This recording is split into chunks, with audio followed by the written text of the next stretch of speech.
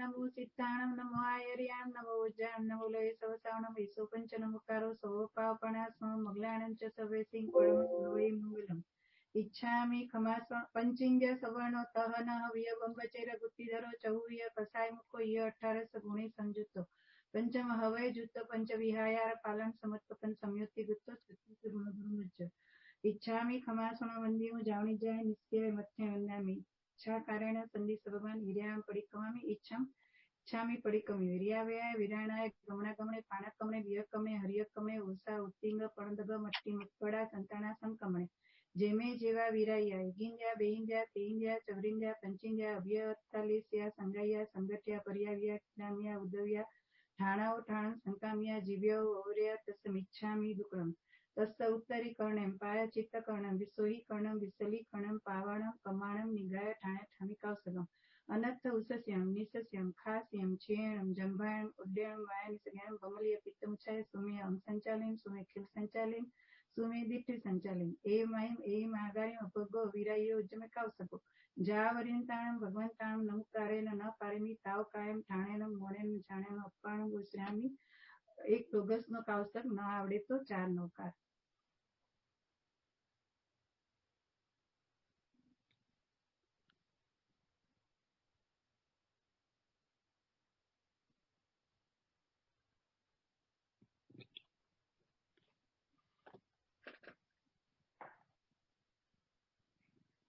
નમો ઓરિયન્ટા બધા આવી ગયા છે लोगस्य उज्जवगरे धम्मतीर्थरे जनि अनंतकिस्से समचविसंति केवली सबमज्यं च वन्दे संभवम् अभिनन्दनं च सुमीं च पमप सुखासं जिनं च चन्दपहं वन्दे सुवीं च पुष्पदन्तं शीलसिजं च वासुपूजं च विमलमणन्तजनं धम्मं सन्तिं च वन्दामि कुन्तुमरं च मल्लिं वन्दे मुनिसोयनमिडिन्त वन्दामि रिक्तनीं प्रासं तः वर्धमानं च एवं मय भित्वा विहूय रयमला परिणजर्मणा चविसंपि जंगरा तीर्थयरामे पश्यन्तु इत्य वन्द्य मय्या जे लोगस्य उत्तमा सिद्धा आरुगवैलाभं समाहि वरमुक्तमन्दितो छन्देषु निम्नलहराय चेषु अम्पासरा सागरवर गम्भीरा सिद्धा सिद्धिमवदिसन्तु नमो ओरियन्ताणं नमो सिद्धाणं नमो आयर्यां नमो वज्रां नमो लोये सवसावणं एषो पञ्चनमुक्कारो सवपावपणासो मंगलानं च सवेसिं परमं भवे मंगलम् તો અંતમંગળ પછી 3 નવકાર જેને સુસામાયક સ્વીકારી હોય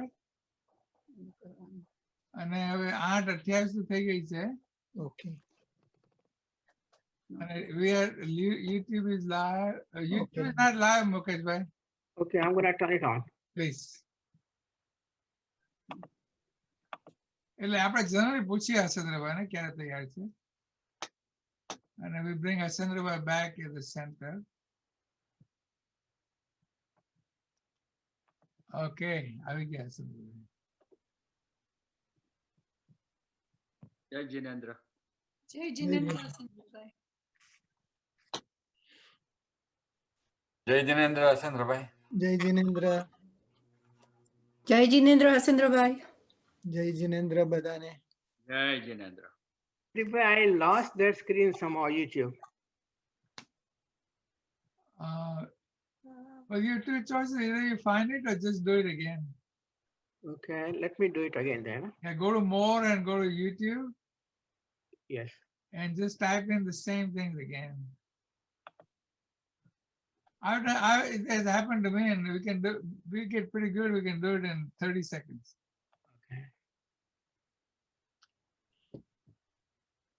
Then we'll delete the old one. I'll take care of that.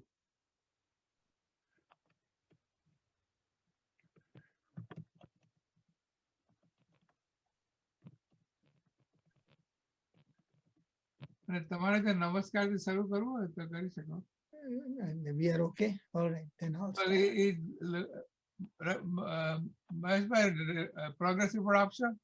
Yes, it is done. It is done. Congratulations. नमो अरिहन्ताणं नमो सिद्धाणं नमो आयर्याणं नमो वज्रायाणं नमो लोये सव्वसाहूणं एषो पञ्चनमुक्कारो सव्वपावपणासनो मङ्गलानं च सर्वेसिं परमं हवै मंगलम् नमो अरिहन्ताणं नमो सिद्धाणं नमो आयर्याणं नमो वज्रायाणं नमो लोये सव्वसाहूणम् एषो पञ्चनमुखारो सव्वपावपणासनो मङ्गलाणं च सव्वेसिं परमं हवै मङ्गलम् नमो अरिहन्ताणं नमो सिद्धाणं नमो आयर्याणं नमो वज्रायाणं नमो लोये सव्वसाहूणम् एषो पञ्चनमुखारो सव्वपावपणासनो मङ्गलाणं च सव्वेसिं परमं हवै मङ्गलम्। जय जिनेन्द्र। अज्ञानं तिमिरान्धानां ज्ञानञ्जनं शलाकया नेत्रम् उन्मीलितं येन तस्मै श्रीगुरुवे नमः। जय जिनेन्द्र बधाने। આજે નવેમ્બર 24th 2020 ટ્યુઝડે આપણે આચાર્ય ગુરુદેવ શ્રી યશો વિજયજી મહારાજની પ્રેરણાથી અને એમની આજ્ઞાથી પંચ પ્રતિક્રમણ સૂત્રોના અર્થ કરી રહ્યા છીએ. એમાં અત્યાર સુધી આપણે નવકાર મંત્ર, પંચેન્દ્રિય અને ખમાસમણ સૂત્ર અને ઈચ્છકાર 4 સૂત્ર વિશે વિચાર કર્યો હતો. એમાં 3 નવકાર મંત્ર આપણું પંચ પરમેષ્ઠી આદિ મંગલ, કોઈ પણ ક્રિયા વિધિ કંઈ પણ કરતા હોય તો આપણે નવકાર મંત્ર શરૂ કરીને જ કરતા હોઈએ છીએ. પછી પંચેન્દ્રિય સૂત્ર દ્વારા આપણે જે કોઈ અનુષ્ઠાન કરવાના હોય, મોટા ભાગે આપણે ગુરુની હાજરીમાં કરવાનું હોય, ગુરુની નિશ્રામાં કરવાનું હોય, જ્યારે ગુરુની એબ્સન્સ હોય ત્યારે આપણે ત્યાં ગુરુની સ્થાપના કરીને એ કરતા હોઈએ છીએ. તો એ માટે પંચેન્દ્રિય સૂત્ર આપણે કર્યું. 36 ગુણોથી યુક્ત એવા ગુરુ. અને એ વાત કર્યા પછી આપણે ઈચ્છામી ખમાસમણ સૂત્ર કર્યું. એકદમ ટૂંકું સૂત્ર છતાં એના કેટલા ઊંડા અર્થ જે આપણે જોયા હતા કે ક્ષમા શ્રમણ એટલે કેવા સાધુ ભગવંત હોય, કેવા ગુણવાળા.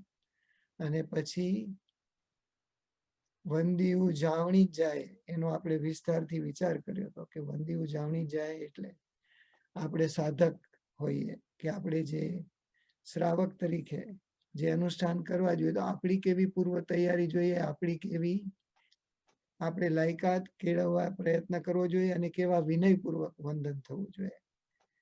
તો એ આપણે જાવણી જાય અને નિસિહાય 2 શબ્દ વિગતવાર વિચાર્યા હતા કે હાઉ ઇમ્પેક્ટફુલ ધોઝ આર. સો આપણે કોઈ પણ અનુષ્ઠાન કરીએ તો નવકાર મંત્ર જે પંચ પરમેષ્ઠી છે, જેમાં દેવ, ગુરુ ને ધર્મ ત્રણેય તરફનો વિનય અને વિવેક નમીને આપણે કરીએ છીએ.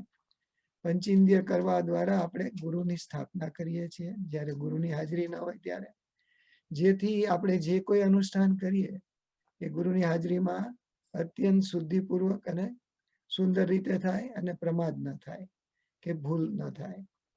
એ રીતે આપણે ગુરુદેવની સ્થાપના કરી અને પછી ગુરુ વંદન કર્યું હતું અને વિનય કર્યો હતો. હવેનું જે સૂત્ર છે ઈચકાર પછીનું ઈર્યાવયમ સૂત્ર, એ ખરેખર હવે અનુષ્ઠાનની શરૂઆત છે. એટલે કે આપણે કોઈ પણ અનુષ્ઠાન કરવાના હોય, સામાયિક, પ્રતિક્રમણ કે ચૈત્ય વંદન, જે પણ કરવાનું હોય તો આપણે એમાં આ સૂત્રને બોલીએ છીએ. ઈર્યાપથિકી સૂત્ર અથવા તો ઈર્યાવયમ સૂત્ર, કારણ કે એની શરૂઆત ઈર્યાવયમ એમ કહેવાથી થાય છે. તો ઈર્યાપથિકી સૂત્ર પણ કહેવાય છે, શ્રાદ્ધ પ્રતિક્રમણ સૂત્ર પણ કહેવાય છે. બધાનો મિનિંગ એક જ થાય છે. પણ એને શ્રાદ્ધ પ્રતિક્રમણ સૂત્ર અથવા ઈર્યાવયમ સૂત્ર કહીએ એક જાતનું એ પ્રતિક્રમણ છે. એટલે આપણે પહેલા શું કરવું છે કે we want to figure out કે આપણે જે સેટઅપ સિસ્ટમ જે સ્કીમ કરી રહ્યા છીએ એમાં હવે આપણે જે ધર્મનું અનુષ્ઠાન કરવાની તૈયારી કરી ચૂક્યા છીએ, તો હવે પૂર્વ તૈયારી રૂપે બીજું શું એવું કરવું જોઈએ જેથી આપણે જે અનુષ્ઠાન કરીએ એ એટલું સુંદર રીતે થાય, ભાવપૂર્વક થાય અને આપણા માટે પ્રોપરલી રિવોર્ડિંગ બને. તો એ માટે આપણે પહેલા સૂત્રનો પરિચય કરશું. સૂત્ર તો હમણાં આપણે શ્રુત સામાયિક લીધું ત્યારે પણ બોલવામાં આવ્યું. હું ફરીથી એકવાર સૂત્ર બોલી જાઉં છું. ઈચ્છાકારેણ સંધિસ ભગવન હિર્યાવયમ પરિકમામી ઈચ્છમ પરિકમ્યો હિર્યાવયા વિરાણાય ગમણા ગમણે પાણક ગમણે બિયક ગમણે હરિયક ગમણે ઉત્સાહ ઉત્તિંગ પણગ દગ્ગ મટ્ટી મકણા સંતાણા સંકમને જેમે જીવા વિરાહિયા એક ઇન્ડિયા બે ઇન્ડિયા ત્રણ ઇન્ડિયા ચૌર ઇન્ડિયા પંચ ઇન્ડિયા અભિયા વત્તિયા લેસિયા સંગાયા સંગટિયા પર્યાવિયા કિલામિયા ઉદવ્યા ઠાણાઓ ઠાણા મેં સંકામિયા જીવિયાઓ વવરોવિયા તસ્સમિચ્છામિ દુકડમ. તો આ પ્રકાર પ્રમાણે ઉચ્ચારણ થાય છે. પણ આપણે એની એક થોડીક ઓળખાણ કરવી છે કે આ સૂત્ર શું ચીજ છે. તો એ સૂત્ર સ્વરૂપ છે એ આપણે પ્રબોધ ટીકાનું પ્રબોધ ટીકામાં પેજ 88 પર છે. તો હું પ્રદીપભાઈને રિક્વેસ્ટ કરું છું કે પ્રબોધ ટીકામાં પેજ 88 પર if you can bring up the book. અને તમારી પાસે જે લોકો પાસે પીડીએફ હોય તો પ્રબોધ ટીકાનું પેજ 88 છે. તમારે પીડીએફમાં that may be a different page number. I will allow few seconds તમે બધા કેચ અપ કરી લો ત્યાં સુધી. દેખાય છે આ? હા બરાબર છે. અને આપણે જોયું છે આપણે પેજ 88 માં સૂત્ર પરિચય છે. આ દેખાય છે સૂત્ર પરિચય? હા બસ ઓકે, બરાબર છે. તો આપણે આ સૂત્ર કરતા પહેલા શા માટે આ જરૂરી છે, આ સૂત્રમાં એવું શું છે એની સમજ એક કેળવવી. સેકન્ડ હસનભાઈ, હા આમાં લાલમાં જે લખ્યું છે ને એ પેજ નંબર છે અને પીડીએફ પેજ નંબર છે. જો ઓકે કોઈ ફોલો કરતું હોય તો ઓકે. હવે તમે લઈ લ્યો. સો આપણે સૂત્રને ખરેખર ઓળખવા માટે આપણે આ સૂત્રનો પરિચય કરવો છે, જેથી આપણે સૂત્ર કરીએ ત્યારે આપણે જ્યારે જ્યારે અનુષ્ઠાન સામાયિક પ્રતિક્રમણ શ્રુત સામાયિક કે જે કંઈ કરતા હોય ત્યારે આ સૂત્રનું શું મહત્વ છે એનો ખ્યાલ આવે.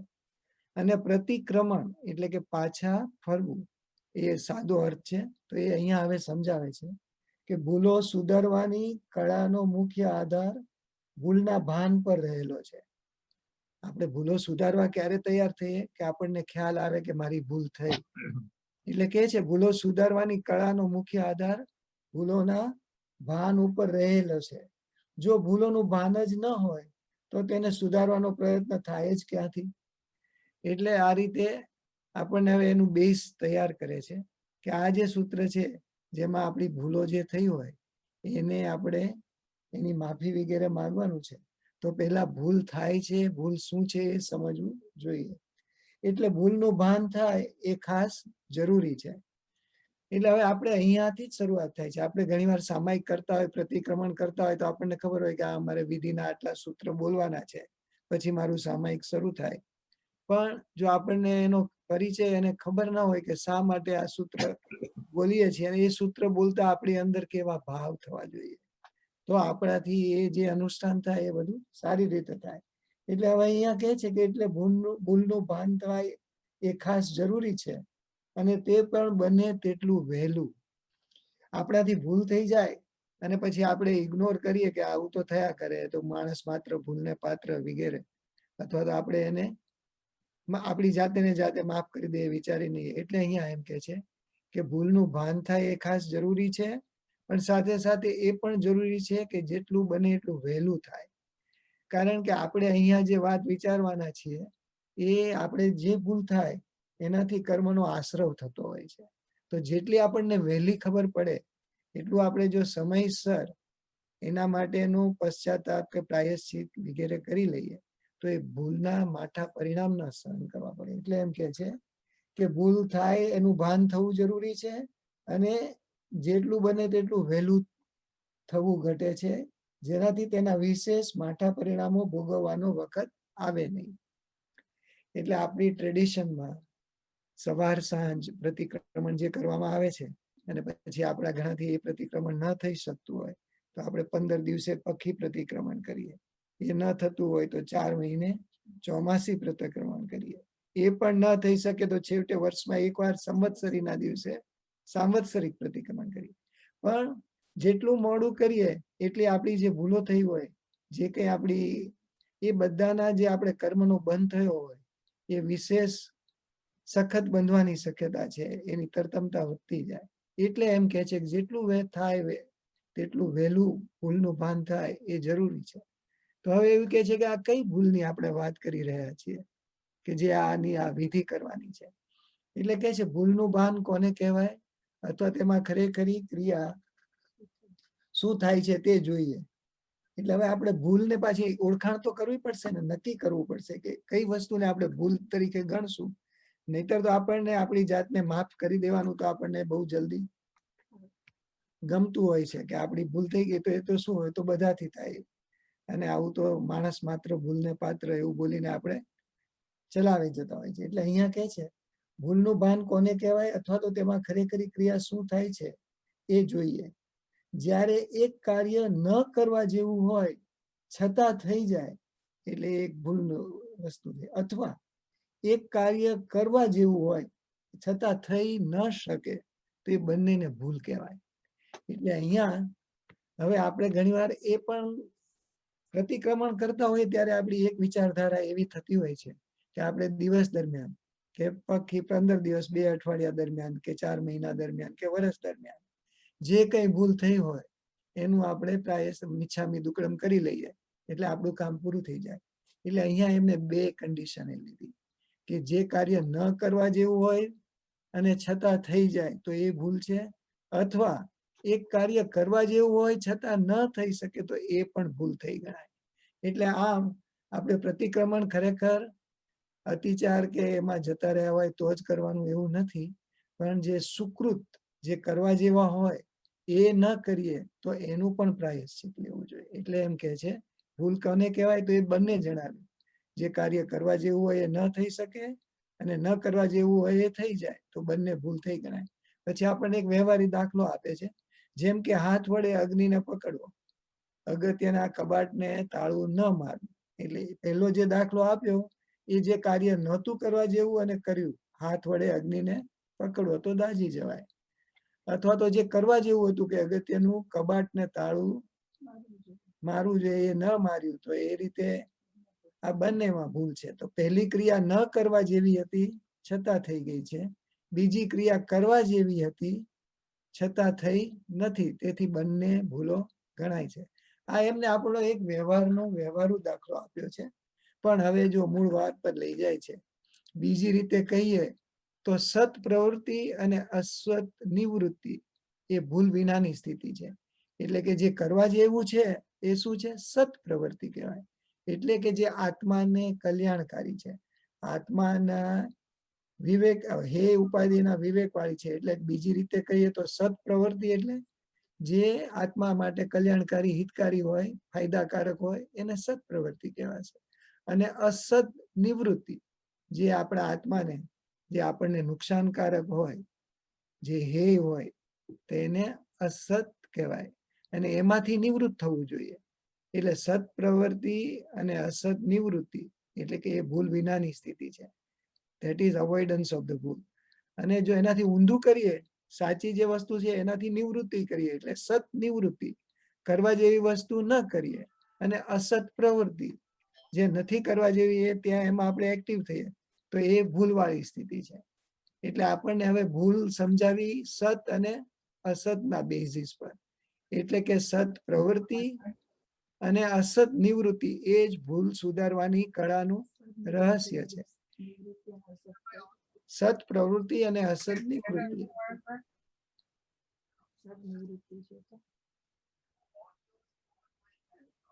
ઓકે, Okay, ઓકે આમાં sorry. you have to mute the YouTube. સત પ્રવૃત્તિ અને અસત નિવૃત્તિ Now, mute the YouTube. Sound. આ તો ભૂલ સુધારવાની કળાનું રહસ્ય. એટલે પેલા ભૂલ ક્યાં થઈ એ કહે છે ને પછી એને નિવારવે એ રીતે સમજાવે છે.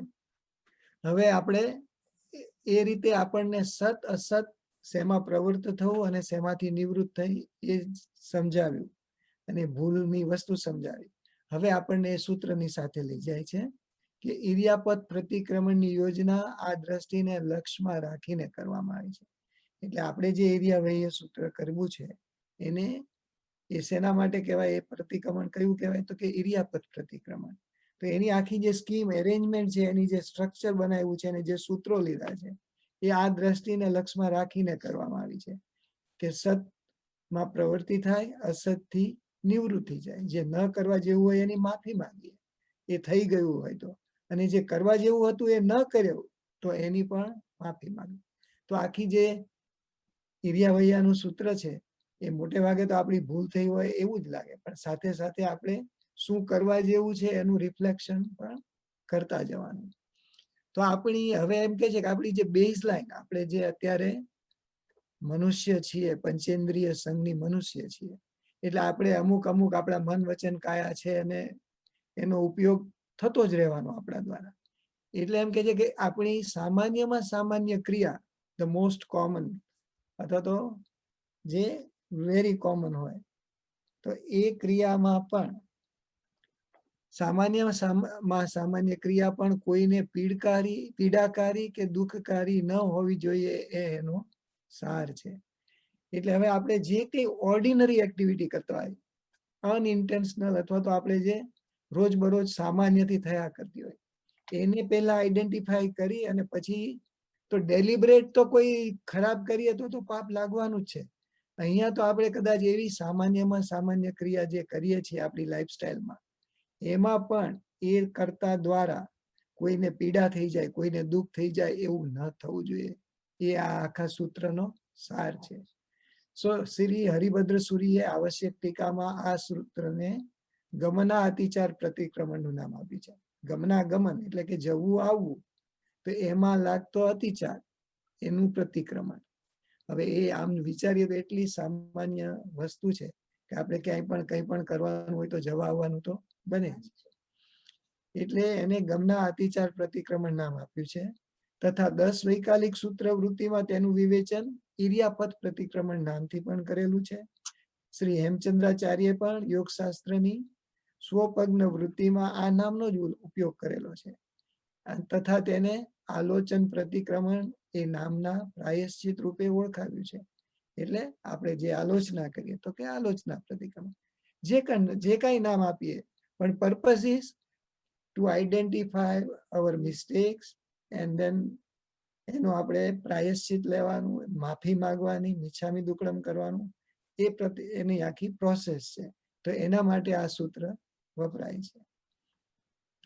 આ સૂત્રનો ઉપયોગ હવે કહે છે કે હવે આપણે જે કંઈ વિધિ કરવાના હોય, આપણે બીજા જે અનુષ્ઠાન કરવાના હોય, તો આપણે કરીએ શું? સામાયિક પ્રતિક્રમણ, ચૈત્યવંદન, દેવવંદન વગેરે જે કરીએ, એ ઉપરાંત દુસ્વપ્ન વગેરેના નિવારણ માટે, આસાતના ટાળવા માટે, ગમના ગમનની પ્રવૃત્તિ કર્યા પછી શુદ્ધ થવા માટે, કાજો લેતા એટલે કે આપણે જયારે દેરાસરમાં સાફ સફાઈ કરતા હોય, પરઠવતા, ચરવડો પડી જાય, આવી બધી જે ચાલુ ક્રિયામાંથી ઉઠીને જવું આવવું પડ્યું હોય તેમાં પુનઃ ભળવા માટે પણ આ સૂત્રનો ઉપયોગ કરવામાં આવે છે. એટલે આપણે પ્રતિક્રમણ કરતા હોય એ દરમિયાન આપણે ક્યાંય જવું પડે બાથરૂમ કે, તો એ પછી પાછા જયારે જોડાઈએ ત્યારે પણ આ સૂત્ર બોલી એનો ઉપયોગ કરી અને પાછા આપણે રિઝ્યુમ કરતા હોઈએ છીએ. આમ આ સૂત્ર ક્યારે વપરાય, એમાં ખાસ તો ઉપયોગ ક્યારે છે? સામાયિક પ્રતિક્રમણ ચૈત્યવંદનની શરૂઆત કરીએ એ પહેલા આપણી શુદ્ધતા, આપણી નિર્મળતા એ એસ્ટાબ્લિશ કરીને જ આ કરવું જોઈએ. એટલે એના દરેક ક્રિયાના પ્રારંભમાં ઇરિયાવહી પ્રતિક્રમણ કરવાનું કહેલ છે.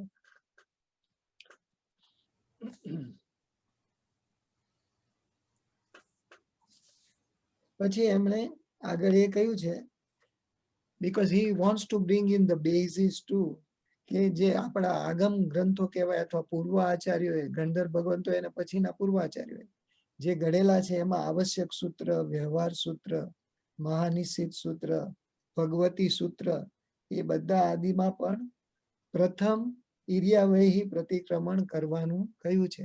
એટલે આપણે સામાયિક કરવા બેસીએ, પ્રતિક્રમણ કરવા બેસીએ, ચૈત્યવંદન કરીએ, કાંઈ પણ કરીએ, આ બધામાં એવું કહેવામાં આવ્યું છે કે તમારે એ કરતા પહેલા ઈર્યાવૈહી પ્રતિક્રમણ કરવું જરૂરી છે. શાસ્ત્ર પ્રમાણ છે, એટલે કે શાસ્ત્રમાં આ પ્રમાણે કહેવામાં આવ્યું છે. એ શબ્દ મૂકવાનું કારણ પણ એ છે કે ઘણીવાર આપણે પ્રમાદવશ અથવા તો આપણને ન આવડતું હોય એટલે આપણે આપણી જાતે અમુક વિધિનું મોડિફિકેશન કરીએ અથવા તો આપણી જાતે નક્કી કરી લે કામ કરશું તો ચાલશે.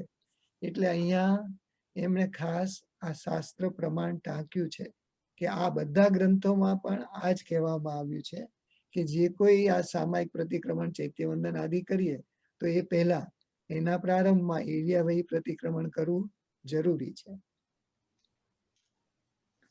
અથવા તો પદ પ્રતિક્રમણ કર્યા વિના સામાયિક પ્રતિક્રમણ આદિ અન્ય કાંઈ કરવું કલ્પે નહીં. એટલે એ કરવું બરાબર નથી આ કર્યા વગર, એમ કહી અને આપણને એક બેઝલાઈન એસ્ટાબ્લિશ કરી કે ઈર્યાવૈહી પ્રતિક્રમણ કરવું જરૂરી છે, કારણ કે એના દ્વારા આપણે આપણી નિર્મળતા, પવિત્રતા ડિક્લેર કરવાની છે. અને જનરલી જે 4 સૂત્ર છે, ઈર્યાવૈહ્ય સૂત્ર બોલીએ પછી આપણે તસ્વ ઉતરી, પછી અન્નથ અને છેવટે લોગસનો કૌશક કરતા હોય છે. એ મેઇન વિધિ છે, આખી સળંગ વિધિ છે. એમાં પહેલું જે છે ઈર્યાવૈહ્ય સૂત્ર છે. હવે એમાં ઈર્યાવૈહ્ય સૂત્રમાં કેટલી ડિટેલ છે એ માટે શું કે છે કે નાનામાં નાની જીવ વિરાધનાને પણ દુષ્કૃત સમજવું. આપણે પંચસૂત્રમાં જાણીએ છીએ કે આપણે આપણું તથા ભવિતવ્ય પકાવવા માટે દુષ્કૃતની ગરહા અને સુકૃતની અનુમોદના અને ચતુર્શરણ ગમન એ જે વિચારીએ છીએ, તો હવે અહીંયા શું થયું કે આપણે નાનામાં નાની જીવ વિરાધના હોય એને દુષ્કૃત સમજવું જોઈએ. હાઉસો એવર સ્મોલ ઇટ ઇઝ, કોઈને બી આપણાથી દુઃખ પહોંચ્યું હોય તો એ નાનામાં નાની જીવ વિરાધનાને પણ દુષ્કૃત સમજવું જોઈએ. અને તે કરવા માટે દિલગીર થવું એ આ સૂત્રનો પ્રધાન સૂર છે. એટલે ભલે જતા આવતા આપણને જે લાગે પાપ એની માફી માંગીએ છીએ, પણ જે પ્રતિક્રમણ શબ્દ છે, કોઈ નાનામાં નાના જીવની વિરાધનાને પણ આપણે દુષ્કૃત તરીકે સ્વીકારીએ અને આ સૂત્ર બોલ્યા પછી મિચ્છામી દુક્કડમ કરીએ તો આપણને એના અનુષ્ઠાનમાં પ્રોપર એન્ટ્રી મળે. એટલે એમ કે છે આ સૂત્રમાં વપરાયેલ મિચ્છામી દુક્કડમ એ 3 પદો પ્રતિક્રમણના બીજરૂપ હોય, પુનઃ પુનઃ મનનીય છે. આપણે કોઈ જીવનો અપરાધ કર્યો હોય અને તેને ખમાવીએ તો તે મિચ્છામી દુક્કડમની ક્રિયા થઈ કહેવાય. આમ આપણે જ્યારે યોગ વિંસિકા સબ્જેક્ટ લેતા હતા ત્યારે પણ જે કોઈ અનુષ્ઠાન કરીએ એ અનુષ્ઠાન અમૃત અનુષ્ઠાન કેવી રીતે બને એ પણ વિચારતા હતા. ત્યારે આપણે વિચારતા હતા કે આપણે આપણી પૂર્વ તૈયારીમાં આપણો મૈત્રી ભાવ 4 ભાવના પ્રમાણે બરાબર હોવો જોઈએ. એ પછી આપણે આવું અનુષ્ઠાન કરીએ તો આપણને ફળે. એ જ અહીંયા વાત છે કે નાનામાં નાનો જીવ હોય એને પણ દુઃખ કે પીડા પહોંચાડી હોય અને એની માફી માગ્યા વગર આપણે આ અનુષ્ઠાન કરવા લાગીએ તો એ આપણને પૂરું ફળે નહીં. કારણ કે જે આપણી શુદ્ધિ અને નિર્મળતા જોઈએ એ હજુ શરૂ ન થઈ હોય ને આપણે અનુષ્ઠાન કરવા માંડીએ. એટલે અહીંયા હવે શાસ્ત્રકારોએ કીધું કે કેટલું આ ઇમ્પોર્ટન્ટ છે. ઈર્યાવૈહી સૂત્ર બોલી જઈએ તો શાસ્ત્રકારોએ ઈર્યાવૈહી પરિક્રમણના 18,24,120 ભાંગા પ્રરૂપ રહેલા છે. અને કેવી રીતે સમજાવે છે આપણને કે આપણે જીવ વિચાર ભણ્યા હોય તો આપણે જ્યારે જીવનું પ્રકરણ કરીએ પહેલું, ત્યારે જીવના પ્રકાર કેટલા, તો એના 563 ભેદ છે. એ 563 ભેદ એની વિરાધના 10 પ્રકારે થાય એ આમાં આવશે આપણે જ્યારે સૂત્ર લઈશું ત્યારે. એટલે 563 મલ્ટીપ્લાય બાય 10, પછી રાગ દ્વેષ થાય એટલે 2, પછી 3 યોગ મન વચન કાયા ને યોગ મલ્ટીપ્લાય બાય 3, 3 કરણ કર્યું કરાવ્યું અનુમોદ્યું એ 3 કરણ, 3 કાળ એટલે કે ભૂતકાળમાં કરેલા પાપ એની માફી, અત્યારે થઈ રહ્યું હોય પાપ તો એની માફી, અને ભવિષ્યમાં કદાચ પ્લાનિંગ કરતા હોય એમાં થઈ જતું હોય. એમ કરીને ત્રણેય કાળ અને અરિહંત સિદ્ધ સાધુ દેવ ગુરુ એ 5 અને પ્લસ આપણો પોતાનો સ્વ આત્મા એ 6. એ 6 ની સાક્ષી એ ગુણતા આટલા ભેદો થાય. એટલે આપણે જે એરિયા વૈયા સૂત્ર દ્વારા જે માફી માંગવાની છે જે જીવોની, એના આટલા ભેદો થાય. એટલે આ એક સૂત્ર બોલીએ તો આપણે આવા કોઈ કારણસર કોઈનો પણ જીવ દુભાવ્યો હોય કે દુખવ્યો હોય કે પ્રાણ હાનિ કરી હોય તો એની આપણે માફી માંગીએ છીએ. સૂત્ર આટલું નાનું છે પણ આપણી પૂર્વ તૈયારી, આપણી આત્માની શુદ્ધિ કરવા માટે આટલો બધો એમાં રહસ્ય રહેલું છે. એટલે ઘણીવાર આપણે સૂત્રના આ રહસ્ય જાણતા હોય તો આપણને સૂત્ર પ્રત્યે ભલે આટલું બધું યાદ ન રહે પણ એનું બહુમાન રહે કે મારાથી ઈર્યા વૈયા કર્યા વગર કોઈ બીજું અનુષ્ઠાન એમ ન કરવા માંડાય. એ નહીં થાય. ઈર્યા વૈયા કરું તો મારી આટલું શુદ્ધિકરણ થશે. આટલી બધી રીતે 18,24,120 એ બધું એમાં ટોટલ આવી જાય. એટલે આમ આ આવશ્યક સૂત્ર ઈર્યા વૈયા સૂત્રની આ એનો પરિચય આપ્યો, આપણને સમજાવ્યો. હવે એટલું સમજ્યા પછી હજી બિફોર વી સ્ટાર્ટ ધ સૂત્ર, પ્રતિક્રમણ અને મિચ્છામી દુક્કડમ એ બે શબ્દોની થોડી વધારે ડિટેલ સમજવી છે આપણે. એ પેજ 86 પર છે. પ્રબોધ ટીકાની PDF જો હોય આપની પાસે, અને નહીંતર આમાં પ્રોજેક્ટ હશે. આ બરોબર છે. હા બસ એ જ.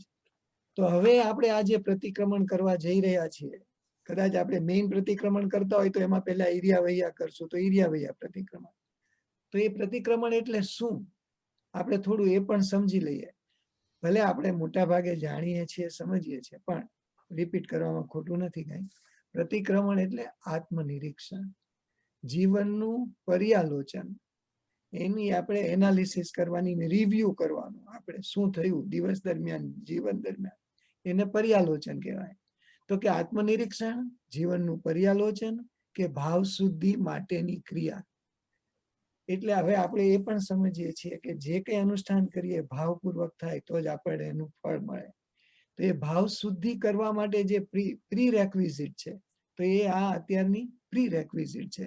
તો આમ આપણા આત્માનું નિરીક્ષણ, આપણે ખુદ પોતાની અંદર જે કઈ ભાવો રહ્યા હોય, જે કોઈ જીવો પ્રત્યે આપણે તો મૈત્રી ભાવ જ દર્શાવવાનો છે.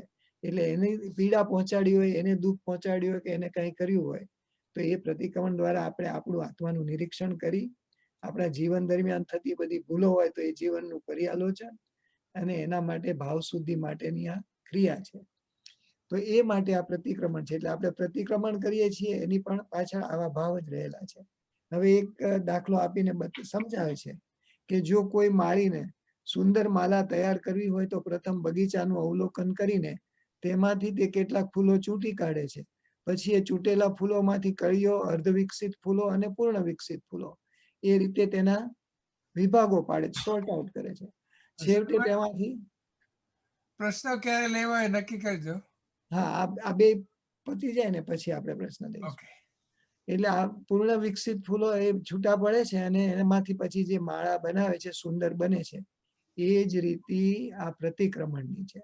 હવે જો આપણને બહુ સુંદર રીતે સમજાય છે કે તેમાં સૌથી પ્રથમ ગત જીવનનું અથવા કાર્યોનું અવલોકન યાને નિરીક્ષણ કરવામાં આવે છે. અત્યાર સુધીનો જે બધો ટાઈમ જતો રહ્યો હોય એનું ભૂતકાળમાં જે થઈ ગયું હોય તો એના જે કાર્યો થયા હોય તેનું આપણે અવલોકન કરવું જોઈએ, એનું નિરીક્ષણ કરવું જોઈએ. અને પછી તેના સત અને અસત અંશો જુદા જુદા પાડીને તેનું પર્યાલોચન કરવામાં આવે છે. છેવટે અસત અંશ માટે પશ્ચાતાપ કરીને તે ફરી ન કરવાનો નિર્ણય કરીને ભાવ શુદ્ધિ કરવામાં આવે છે. આ આપણને ઘણી વાર અઘરું લાગે કારણ કે આપણાથી થતી રોજબરોજ એ જ બધી ભૂલો પાછી આપણે થયા કરતી હોય તો પણ પશ્ચાતાપ કરવો તો જરૂરી જ છે, એક્સેપ્ટ કરવું પણ જરૂરી છે. એટલે અહીંયા એ રીતે લીધું કે એ માટે અસત અંશ માટે, એટલે કે જે ન કરવા જેવી ક્રિયા છે, અથવા તો બીજી રીતે કહીએ કે હેય ને ઉપાદેયનો જે આપણે હેય તરીકે જાણવું જોઈએ કે આ મારાથી ખોટું થાય છે, આત્માને માટે અહિતકારી છે, તો એ અસત અંશોને જુદા પાડી અને એની એનાલિસિસ કરવાની, પર્યાલોચન કરવામાં આવે છે. અને છેવટે જે ખોટું થયું છે અસત અંશ માટે પશ્ચાતાપ કરી ફરી ન કરવાનો નિર્ણય કરી અને ભાવ શુદ્ધિ કરવામાં. તો આવી રીતે ભાવની શુદ્ધિ થાય એટલું આપણું અંતઃકરણ નિર્મળ બને અને પછી એનાથી આત્માને ઉપાવનારું આદર્શ પ્રતિક્રમણ બની શકે છે. એટલે આટલી બધી પ્રી રેક્વિઝિટ શા માટે જરૂરી છે? કારણ કે આપણે પ્રતિક્રમણ કરવા કલાક 2 કલાક 3 કલાકનો ટાઈમ લેવાના હોય તો પહેલી 5 મિનિટ 10 મિનિટની જે આ પ્રિલિમ્સ છે એ એટલી જો બરાબર થાય તો આપણું પ્રતિક્રમણ એટલું ભાવવાહી થાય. અને બીજું આપણે ગુરુને પણ ત્યાં સામે સ્થાપિત કરેલા છે, ગુરુની હાજરી છે, એટલે એ પણ આપણી તકેદારી રહેવાની છે જેથી આપણો ઉપયોગ જ્યાં ત્યાં દોડી ન જાય. આમ આત્મનિરીક્ષણ, જીવન પર્યાલોચન કે ભાવ શુદ્ધિ કરવા માટે જે સૂત્રો નક્કી થયેલા હોય તેનો પાઠ કરવો એટલે કે બોલવા, અર્થચિંતન કરવું અને તેના દ્વારા ઉત્પન્ન થયેલા ભાવને આધારે યોગ્ય પ્રવૃત્તિ કરવી, તે પણ પ્રતિક્રમણ કહેવાય છે. એટલે આપણે એમને અહીંયા ફરીથી એ વાત આપણા માટે સમજાવી કે પાઠ કરવો, એના અર્થનું ચિંતન કરવું. એટલે આપણે અત્યારનો જે એફર્ટ છે બે we are approaching it both ways કે સૂત્ર શું ઇમ્પોર્ટન્સ છે, શા માટે એમાં તત્વ શું રહેલું છે એ સમજવું અને અર્થનું ચિંતન કરવું. તો જ્યારે આપણે કરીએ તો આપણને કદાચ બધા અર્થ યાદ ન રહે, આખું સૂત્ર બરાબર યાદ ન હોય તો પણ એનું મહત્વ આવી ગયું હોય એકવાર આપણને તો આપણા ભાવનું એટલું શુદ્ધિકરણ જલ્દી થાય. તો ભાવવાહી ક્રિયા બને એટલે એમ કે છે એના દ્વારા ઉત્પન્ન થયેલા ભાવને આધારે યોગ્ય પ્રવૃત્તિ કરવી તે પણ પ્રતિક્રમણ કહેવાય છે. આ દ્રષ્ટિએ ઇરિયાપથ પ્રતિક્રમણનો અર્થ ગમનાગમનની ક્રિયા દરમિયાન અજાણતા થઈ ગયેલી જીવ વિરાજના અંગેનો પશ્ચાતાપ કરી તે સંબંધમાં ફરી વિશેષ જતના અથવા તો સાવધાની પૂર્વક વર્તવાનો નિર્ણય છે. એટલે આપણે પછી સાથે સાથે નક્કી કરીએ છીએ કે ફ્યુચરમાં હું વધારે ધ્યાન રાખીશ. હવે એક આ મિચ્છામી દુક્કડમ વિશે લઈ લઈએ પછી આપણે ક્વેશ્ચન હશે તો લઈશું. મિચ્છામી દુક્કડમ એ જે આપણે બોલીએ છીએ ને એમાં પણ some time ago when I thought about મિચ્છામી એટલે આપણે સંસ્કૃતનું બોલતા હોય એ રીતે મી ને ઈચ્છામી અને દુક્કડમ એટલે કે દુષ્કૃત્ય. મારાથી દુષ્કૃત્ય થઈ ગયું હોય તો હું એની એ નિષ્ફળતાઓ માફી માંગુ છું એવો અર્થ. અહીંયા મિચ્છામી એમાં મિચ્છા એટલે મિથ્યા છે એટલે કે દુક્કડમ એટલે દુષ્કૃત્ય, બેડ એક્ટ, રોંગ એક્ટ, એ દુક્કડમ. તો મિચ્છામી દુક્કડમ એટલે આપણે જ્યારે કહીએ ત્યારે આપણે શું કહીએ છીએ કે મારું દુષ્કૃત્ય એટલે whatever mistake I have committed એ મિથ્યા થાવો. હવે એટલું બોલી જઈએ એટલે આપણું કામ પતતું નથી, કારણ કે મિચ્છામી દુક્કડમ કહીએ એટલે આપણે એવું કહીએ છીએ કે ઓકે મારેથી કઈ દુષ્કૃત્ય એટલે કે ન કરવા જેવું થઈ ગયું છે પણ હું એને મિથ્યા થાવો એમ કહું એટલે શું એનો અર્થ થાય કે મારે એને મિથ્યા કરવું હોય તો જે મારું દુષ્કૃત્ય થયું એનું જે રિઝલ્ટ આવવાનું છે એનું મને રિગ્રેટ, રિમોર્સ અને એના માટેની સજા ભોગવવાની તૈયારી જોઈએ. તો આપણે જે મિચ્છામી દુક્કડમ કરીએ એ બરાબર છે. આપણે શબ્દથી બોલી જઈએ કોઈને પણ કહી દઈએ ભાઈ મારાથી ભૂલ થઈ ગઈ તો મિચ્છામી દુક્કડમ, પણ એટલું મિચ્છામી દુક્કડમ કહેવાથી અર્થ નથી સરતો, કારણ કે એના જો વર્બેજ લઈએ તો મિચ્છામી દુક્કડમ, દુક્કડમ ઇઝ દુષ્કૃત્ય અને મિચ્છામી એટલે મિથ્યા થાવ. એટલે આપણે એવું કહેવા માંગીએ છીએ સામેની વ્યક્તિને કે મારાથી દુષ્કૃત્ય થઈ ગયું છે એ મિથ્યા થાવ, પણ એને મિથ્યા કરવું હોય તો આપણે એટલું એડમિશન કરી અને પછી એની ડિટેલમાં એનો પશ્ચાતાપ, એની નિંદા ગરહા કરવી પડે અને એનો પશ્ચાતાપ ને પછી પ્રાયશ્ચિત રૂપે સજા લેવી જોઈએ. તો એ મિચ્છામી દુક્કડમ જે છે એ સાચું મિચ્છામી દુક્કડમ બને. એટલે if we go on next page 87. 1 second. 87, okay.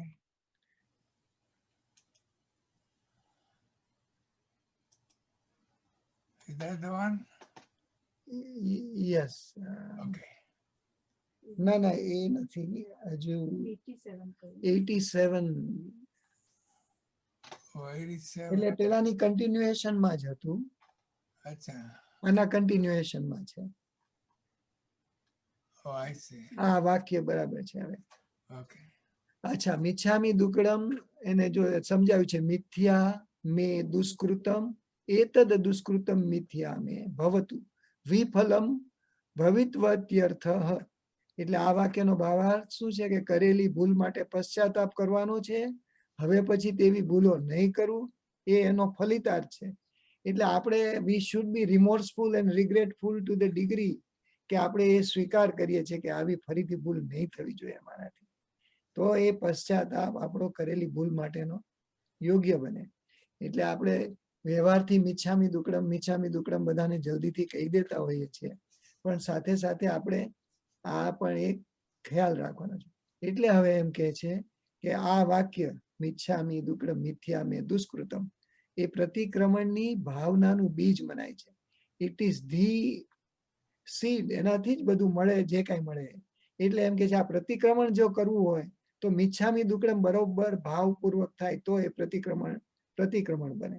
એટલે એ પ્રતિક્રમણની ભાવનાનું બીજ મનાય છે. જ્યાં સુધી હૃદયમાં અસત કાર્યો અંગે દિલગીરી કે પશ્ચાતાપ થાય નહીં, ત્યાં સુધી તેમાંથી છૂટવું કે નિવૃત્ત થવું એ શક્ય નથી. આપણે મિચ્છામી દુક્કડમ કહી દીધું, દુષ્કૃત્ય મિથ્યા થાવ, પણ એને મિથ્યા કરવું હોય તો એ કહે છે એ અસત કાર્ય અંગે દિલગીરી કે પશ્ચાતાપ થાય નહીં ત્યાં સુધી એમાંથી છૂટવું કે નિવૃત્ત થવું શક્ય નથી. એકવાર એટલી વાતનો ખ્યાલ આવ્યો કે અમુક કાર્ય ખોટું છે અને તે આત્મકલ્યાણની ભાવનાથી વિરુદ્ધ છે, તો એટલે તેમાં ગાઢ આસક્તિ ઉત્પન્ન થવાની નહીં. આ બહુ સરસ લાઈન છે. આપણી ઘણીવાર એ કમ્પ્લેન હોય છે કે આપણે આ બધી વિધિઓ કરીએ કે આ પણ કરીએ પણ એમાં એટલો ભાવ આવતો નથી, ખ્યાલ આવતો નથી કે આ શું થઈ રહ્યું છે. એટલે અહીંયા એમ કહે છે કે જો આપણને એકવાર એટલો ખ્યાલ આવે કે અમુક કાર્ય આપણે જે કર્યું એ ખોટું થયું છે અને એનું પછી કોન્સિક્વન્સ શું આવે છે, તો આપણે જો એ કોન્સિક્વન્સ વિચારી શકતા હોય કે આત્મકલ્યાણની ભાવનાથી વિરુદ્ધ છે, એટલે કે મારા આત્માને આ નુકસાનકારક છે, એટલું જો એક્સેપ્ટન્સ આવે તો જે ખોટું કાર્ય થયું છે એમાં ગાઢ આસક્તિ ઉત્પન્ન થવાની નહીં. એટલે આપણને વારંવાર કરવાનું મન નહીં થાય, અથવા તો આપણે જાડી ચામડીના જે કહીએ છીએ ને કે થઈ જઈએ કે આ તો બધું ઠીક છે, હવે એ નોબત ના આવે. કારણ કે જે કાર્ય ખોટું થયું છે એના માટે મારા આત્માને નુકસાન થઈ રહ્યું છે, જો એ ખ્યાલ એ ભાવના આપણામાં અંદર બરાબર થઈ જાય રૂઢ, તો પછી આપણને આવા કામમાં આસક્તિ ઉત્પન્ન થવાની નહીં. એટલે આપણે સંસારના એવા જે કાર્યો બાહ્ય દુનિયામાં જે કરી જતા હોઈએ, પણ જો એ આપણને એવો ખ્યાલ આવે અને બેસે મનમાં કે આત્મકલ્યાણની વિરુદ્ધની વસ્તુ છે, તો એ પ્રતિક્રમણ કરીએ ત્યારે આપણને આવા સંયોગો ફરી આ પાપ કરવાનું મન ન થાય, એવી આસક્તિ ન થાય. કારણ કે આપણને આપણા સાંસારિક ફળ માટે કે સાંસારિક ફાયદા માટે આત્માને નુકસાન થાય છે એવી ગણતરી જો ખ્યાલમાં આવી જાય, એ ઇક્વેશન જો મનમાં બેસી જાય, તો આપણને પછી એવા ખોટા કાર્યની જે આસક્તિ હોય છે એ ન થાય. તો બીજો ફાયદો શું થાય કે કદાચ સંયોગોની પરવશતાને કારણે કે પ્રમાદ વસાત એ કાર્ય કરવાનો પ્રસંગ ફરીને આવે ત્યારે હૃદયમાં એટલું જરૂર થવાનું કે આ ખોટું થઈ રહ્યું છે, આ વાત મારે છોડવા જેવી છે, જેમ બને તેમ વહેલી તકે છોડી દેવી જોઈએ. આમ કોઈની હિંસા કરવી, કોઈને દુઃખ આપવું એ આધ્યાત્મિક ગુનો છે અને તેનું ફળ ઘણું કડવું અને ઘણું ભારે આવે છે. જે જીવની આપણે હિંસા કરી હોય કે જે જીવને આપણે દુઃખ આપ્યું હોય તેના આપણે અપરાધી છીએ, તેના આપણે ગુનેગાર છીએ. આ અપરાધ જાણી બૂજીને કરવામાં આવે તો તેના કોઈ કાળે તેના પરિણામથી છટકી શકાતું નથી. એટલે હવે આપણે થોડીક સૂક્ષ્મતા વિચારવાની છે કે આપણે જે કંઈ કાર્ય કરીએ એને આપણે ઇવેલ્યુએટ કરતા જવું પડે કે આ મારા આત્માને નુકસાનકારક છે, તો એને આસક્તિ, એની જે રિપીટેશન છે બધું છૂટે. નહીતર જો જાણી બૂજીને કરવામાં આવે તો પછી એનું રિઝલ્ટ તો એનું ફળ તો આપણને મળવાનું જ છે, એમાંથી છૂટી શકવાના નથી. પરંતુ એ અપરાધ જો પરવશતાથી, એટલે કે કોઈના ફોર્સથી, દબાણથી, સંજોગો વસાત કે ખ્યાલ બહાર થયો હોય, તો તેટલો અપરાધ કરવા માટે પણ જો આપણે દિલગીર થતા હોઈએ તો એ અપરાધની શિક્ષા ઘણી હળવી અને નામ માત્રની જ થાય છે. તો આમ એમને પ્રતિક્રમણનો અર્થ સમજાવ્યો, મિચ્છામી દુક્કડમ સમજાવ્યું, શા માટે કેવી રીતે આપણા અંદર ભાવ થવા જોઈએ, એની વિચારણા કેવી રીતે થવી જોઈએ, આપણે સત અસત કેવી રીતે આઈડેન્ટિફાઈ કરવું જોઈએ. આ બધું ધીસ વોઝ ઓલ ધ પ્રિલ્યુડ આપણે જે એરિયા વૈયા સૂત્ર કરવું છે એ શા માટે કરીએ છીએ, એમાં શું રહેલું છે, શું મિનિંગ છે, એની આ ધીસ વોઝ ધી પ્રિલ્યુડ કે એની આગળની વાત કરી. અને હવે આપણે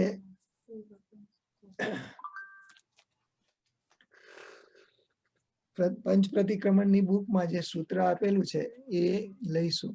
એટલે અત્યારે આપણે આ સૂત્ર કોઈને હવે ક્વેશ્ચન હોય આ બાબતે? દિનાબેનનો પ્રશ્ન લઈ લે. હા, જય જિનેન્દ્ર હસેન્દ્રભાઈ. જય જિનેન્દ્ર દીનાબેન. પર્યાલોચન તમે એનો અર્થ કીધો પણ somehow I didn't get it. પર્યાલોચન એટલે શું? એટલે આપણું ઇન્ટ્રોસ્પેક્શન, આત્મનિરીક્ષણ. આપણે કહીએ ને આલોચના કરીએ એમ. પર્યાલોચન એટલે આપણી જે કઈ વસ્તુઓ બની હોય આપણા દ્વારા એની એનાલિસિસ કરીએ અને રિવ્યુ કરીએ. તમારો વિડીયો આવી ગયો Hasendrabhai. Okay, I will bring it back. Okay, sorry. એટલે આત્મનિરીક્ષણ જીવનનું પર્યાલોચન is the same. ના, જીવન આત્મનિરીક્ષણમાં યુ આર લુકિંગ, આત્મનિરીક્ષણ એટલે તમે પણ ઇન્ટ્રોસ્પેક્શન કરો છો, પણ આમાં તો જે વસ્તુ ઘટી ગઈ હોય એની આલોચના એટલે એની એનાલિસિસ કરો. જે બનાવ બની ગયા હોય તો તમારાથી જે ભૂલો થઈ હોય કે જે કઈ થયું હોય, આત્મનિરીક્ષણ કરો છો એમાં વી કેન બી જસ્ટ રિવ્યુઇંગ. આપણે આત્માનો વિચાર કરતા હોય કે આપણે કોઈ પણ એના, જ્યારે આમાં જે ઘટના ઘટિત થઈ હોય એના વિશેનું પર્યાલોચન કરતા હોય, એટલે કે એ જે બનાવો બન્યા એની વાત છે. ઓકે, જે અચ્છા, ઓકે. એટલે થોડુંક એ રીતે જુદું પડે. Okay, thank you, thank you. છે હવે કોઈ બીજાને ક્વેશ્ચન? ઓકે, તો આપણે પંચ પ્રતિક્રમણની જે બુક છે એમાંથી હવે જે ઈર્યાવૈયા સૂત્ર છે એને એના અર્થ એ જોઈશું. એટલે રિયલ સૂત્ર જે છે આમ તો બહુ સમજાય એવા અને સરળ છે, પણ છતાં આપણે પંચ પ્રતિક્રમણની બુકમાં એ શબ્દાર્થ હોય છે એ શબ્દાર્થની રાખીએ તો સાથે સાથે ટ્રાન્સલેશન પણ થઈ જાય એવું જ છે, કારણ કે દરેક શબ્દના અર્થ લીધા છે ત્યાં. ઈચ્છા કારેણ સંધિ સ ભગવન. ઈચ્છા કારેણ, one of the beauty of all of our sutras, કે જેની દરેકે દરેકની શરૂઆત ઈચ્છામી કે ઈચ્છા કારેણમ, ઈચ્છકાર. It is such a way strategically designed and placed કે આપણે જે કોઈ વિધિ કરવા જતા હોય કે કોઈ સૂત્રનો જે ઉચ્ચાર કરવા જતા હોય કે જે કંઈ આપણે દેખાય છે હવે? હા, જે કોઈ અનુષ્ઠાન કરવા જતા હોય આપણે, તો એની પાછળનું થીમ શું હોય છે કે આપણે ગુરુની રજા લીધા વગર કોઈ પણ અનુષ્ઠાન આપણે જાતે જાતે શરૂ ન કરી દેવાય. ગુરુની રજા, ગુરુની હાજરી વગેરે એટલું કરીને કરવાનું હોય છે. તો એ ઈચ્છા કારેણ એ જે આપણે કહીએ છીએ એમાં બે વસ્તુ થાય છે, બે અર્થ નીકળે છે. આપણે બંને વિચારી લઈશું કે ઈચ્છા કારેણ એટલે કે મને આ ઈર્યાવૈયા સૂત્ર અથવા તો પ્રતિક્રમણ કરવાની મારી ઈચ્છા છે, થઈ છે, અને એ માટે હું આપની આજ્ઞા માંગુ છું. તો ઈચ્છા કારેણ શબ્દ એ રીતે લેવાય એવું છે, અથવા તો બીજો શબ્દ અર્થ એ રીતે પણ કરાય એવું છે કે જે ગુરુ પાસે આપણે આજ્ઞા માગીએ છીએ એમને એમ કહીએ છીએ કે તમે તમારી ઈચ્છા પૂર્વક મને રજા આપો. એટલે આ ઈચ્છા કારેણ શબ્દ છે એને બે રીતે આપણે લઈ શકીએ એમ છીએ. અને એનો ફાયદો શું છે આપણને કે એક તો આપણે ગુરુની આજ્ઞા માગીને હવે પ્રતિક્રમણ કરવા માંગીએ છીએ, એ અર્થ આવી જાય છે. બીજું, આપણે જે કર્તૃત્વની જે ભાવ મેં આ કર્યું હું કરું એમ નહીં, ગુરુ જે કરાવે, ભગવાનની આજ્ઞા છે અને ગુરુની નિશ્રામાં, ગુરુની આજ્ઞા પછી કરવું છે. એટલે જે ઈચ્છામી ખમાસમણો કહીએ કે ઈચ્છા કારેણ સંધિ સ ભગવાન, તો ત્યાં પણ આપણું એ શું થઈ જાય છે કે હું તો શું કરું, મારે આ જે કરવું છે આપ આજ્ઞા આપો, રજા આપો તો મારે આ કરવાની ઈચ્છા છે. એટલે ઈચ્છા કારેણ એ જેમ ઈચ્છામી ખમાસમણો જેમ કહીએ એમાં જે ઈચ્છામી જેમ ઈચ્છા વ્યક્ત કરીએ છીએ અને પછી ગુરુ રજા આપે, એમ અહીંયા પણ ઈચ્છા કારેણ સંધિ સ ભગવન ઈર્યાવૈયમ પડિક્કમામિ. તો જયારે ઈચ્છા કારેણ સંધિ સ ભગવાન ઈર્યાવૈયમ પડિક્કમામિ એવું કહીએ ને, તો સામે ગુરુ જો હોય હાજર તો રજા આપે. શું કહે? પડી કમે, કે હા તમે પ્રતિક્રમણ કરો. પછી આપણે કહીએ ઈચ્છમ, એટલે ત્યાં આપણે જે સ્પેસિંગ કરવું જોઈએ ને શબ્દોનું એ કરતા નથી હોતા ઘણી વાર. ઈચ્છા કારેણ સંધિસ ભગવાન ઇરિયા વયમ પડી કમામી. પછી ત્યાં ગુરુનો રિસ્પોન્સ આવવાનો હોય કે પડી કમે, કે હા કરો. પછી આપણે કહીએ ઈચ્છમ, એટલે કે હવે તમે જે આજ્ઞા આપી એ આજ્ઞા હું સ્વીકારીને હવે કરું છું. એટલે ત્યાં ઈચ્છમ સુધી છે ત્યાં સુધી પાછી આપણે બ્રેક મારવાની છે કે ઈચ્છા કારેણ સંધિસ ભગવાન ઇરિયા વયમ પડી કમાવી, પેલા કે પડી કમે. અને કદાચ ગુરુ ન હોય ને આપણે સ્થાપનાજી સાથે કરતા હોય તો પણ આપણે પોઝ કરી અને એવું વિચારવાનું કે આપણને ગુરુએ આદેશ આપ્યો પડી કમે. પછી આપણે ઈચ્છમ એ પોઝ પછી બોલવાનું. અને ઈચ્છમ બોલ્યું એટલે આપણે કહ્યું કે તમારી આજ્ઞા પ્રમાણ છે, એટલે કે તમે હવે મને રજા આપી, એ રજા આપી એ હું સ્વીકારીને હવે હું કરું છું. તો એ એટલે ઈચ્છા કારેણ સંધિસ ભગવાન અને ઈચ્છમ એ ત્યાં આપણે થોડુંક પોઝ કરીને સાથે વિચારી લેવાનું કે આપણે ગુરુએ રજા આપી. તો આમ અને સંધિ સહ એટલે મને આજ્ઞા આપો. ઈચ્છા કારેણ એટલે ઈચ્છાપૂર્વક, અને ઈચ્છાપૂર્વકના આપણે બે રીતે અર્થ લીધા. અને પછી હવે કહે છે ઇરિયા વયમ. આપણે ઇરિયા સમિતિ કહીએ છીએ. ઇરિયા એટલે જવું આવવું, ગમનાગમન. તો અહીંયા ઇરિયા વયમ એટલે કે મારે હવે ઇરિયા ગમનાગમનની ક્રિયા કરવાની છે. એ દરમિયાન મારાથી કઈ પાપ ક્રિયા થઈ જાય તો એનું પ્રતિક્રમણ કરવું છે. એટલે આપણે દેરાસર જતા હોય કે સામાયિક કરવાની હોય, પ્રતિક્રમણ કરવાનું હોય, તેની પૂર્વ તૈયારીમાં જે કોઈ જતા આવતા કે કાંઈ પણ આપણાથી પાપ ક્રિયા થઈ ગઈ હોય તો એને હું પ્રતિક્રમું છું. પ્રતિક્રમ એટલે પાછા ફરવું, ટુ કમ બેક. એટલે પ્રતિક્રમણ શબ્દ એટલો બધો સુંદર છે કે આપણો આત્મા જ્યાં જ્યાં પણ એના ઉપયોગને બહાર ભટકવા છોડી દીધો હોય એને આપણે પાછો લાવીએ છીએ. આપણે ઘણી વાર કહીએ છીએ ને કે આપણે અંતર્મુખ થવું છે, અંતરદશા પ્રાપ્ત કરવી છે, તો પહેલા આ બધી પ્રી કન્ડિશન ફૂલફિલ કરવી પડશે કે હું પાછો હટું છું. હું બહારની દુનિયામાં જે દોડે આવ્યો મારો ઉપયોગ મન વચન કાયાથી, એને પાછો વાળું છું, પ્રતિક્રમું છું. તો ઇરિયા વયમ પડી કમામી એટલે એ પ્રતિક્રમું છું.